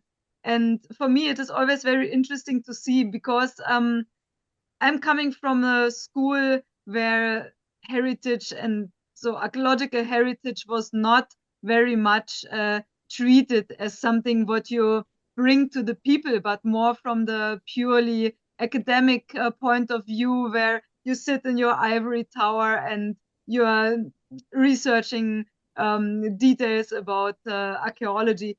But so that means there's often a lack of how to communicate the heritage to the public and how to integrate them. And I think that this is something what we saw, especially today, all these inspiration and the ways for the future. And this is my comment at the moment, but now I would like to give the word to our specialists and for discussion, please. Who would like? Verena? No, Jelka, I saw. I just wanted to congratulate everybody participating in this event, in this conference. Really, I'm so happy to see that the heritological community is so importantly advancing. And just to point out that something that is crucial in this process is a dialogue. We need to speak to each other, to understand each other, and to draw lessons for our communal engagement. Thank you. And on top of that, I see that Alia Burgles is also present here. She was very instrumental in our last event that Alma Mater organized. Summer school. I would like to thank her for her support in this matter. Yeah, may I? I totally agree. Dialogue is of fundamental importance, and Slovenian society, it's not dialogical. And especially there is no dialogue between public and, let's say, professionals, even not in a museum, because we are usually using, as Jana mentioned, and others also, this authoritative, excuse me.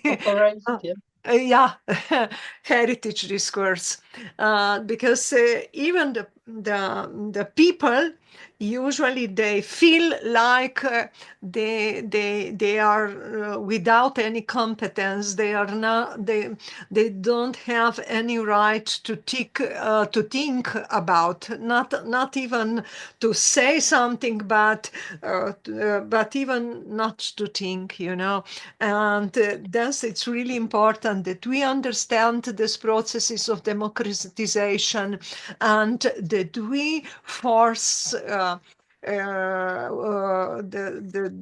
society to bring more dialogue, more meetings, more talkings about heritage. So that's, yeah, I congratulate everyone. This is really great. Thank you. I think that we should really do another proceedings. on that. Yeah, that's right. Somebody who would like to ask something to one of our presenters, maybe somebody from the guests, from the audience, or us colleagues between each other.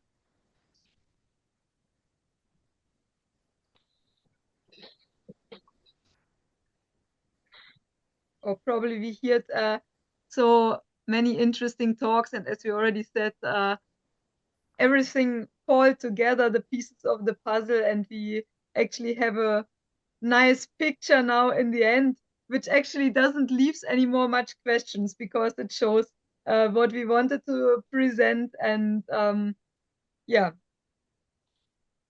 Yeah, but there are more and more ideas. Yes. Of course, to Boro to represent his presentation on the ICOM Slovenia meetings, because it's really so important that we discuss the topic. There is so little, not enough.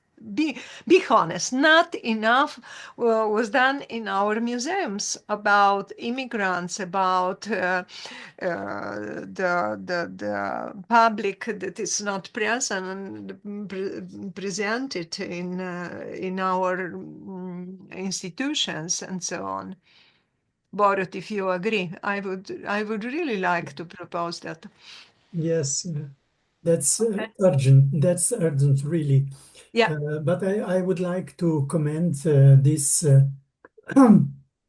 this idea of participation. It takes a long, long time. The beginning of this, we spoke about this idea about this participation, I think 10 years ago on the conference, museum conferences. Yeah. And I'm asking myself and others, what did they, is there any result, continuation, or yes, any progress in this year? At least we will have a conference in all three museum organization about the same theme, about the participation in museums. I hope that there will be a new good practice and cases which can inspire us and to go on. Thank you. Thank you. Anybody else who would like to comment something, ask something?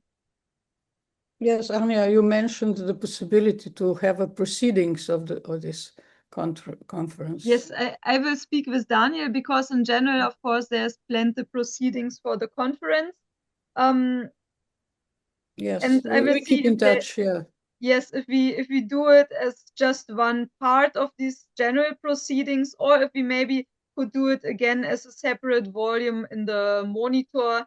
So I will speak with the colleagues what we can do. But I think that it would be nice, since we were quite a lot of presenters today, to have it as one unique. Yes, that would be a specific challenge for, and I believe that some good results can come from the communal exercise, how to join all these topics together, because they are very connected. Yeah, definitely. It is such a rounded picture, and it would be good to have it as a separate volume altogether. Yeah, okay. with the title Viribus Unitis. Yeah, because it's something, not only individuals, Different points of view, different points of view, how to dialogue. Yeah. could be evolved. Okay. I will let you know, of course, please, when I don't answer too fast, just remind me. I have it in my mind, but I will try to get as soon as possible the information, and then we will prepare for a common publication.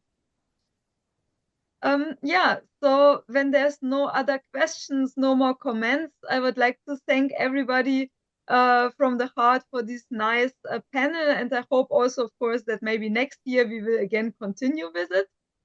And so much from my side. And I wish you a great day ahead. Thank you. Thank you, Thank you, Anja, Anja. for your Thank you very much. leadership in this.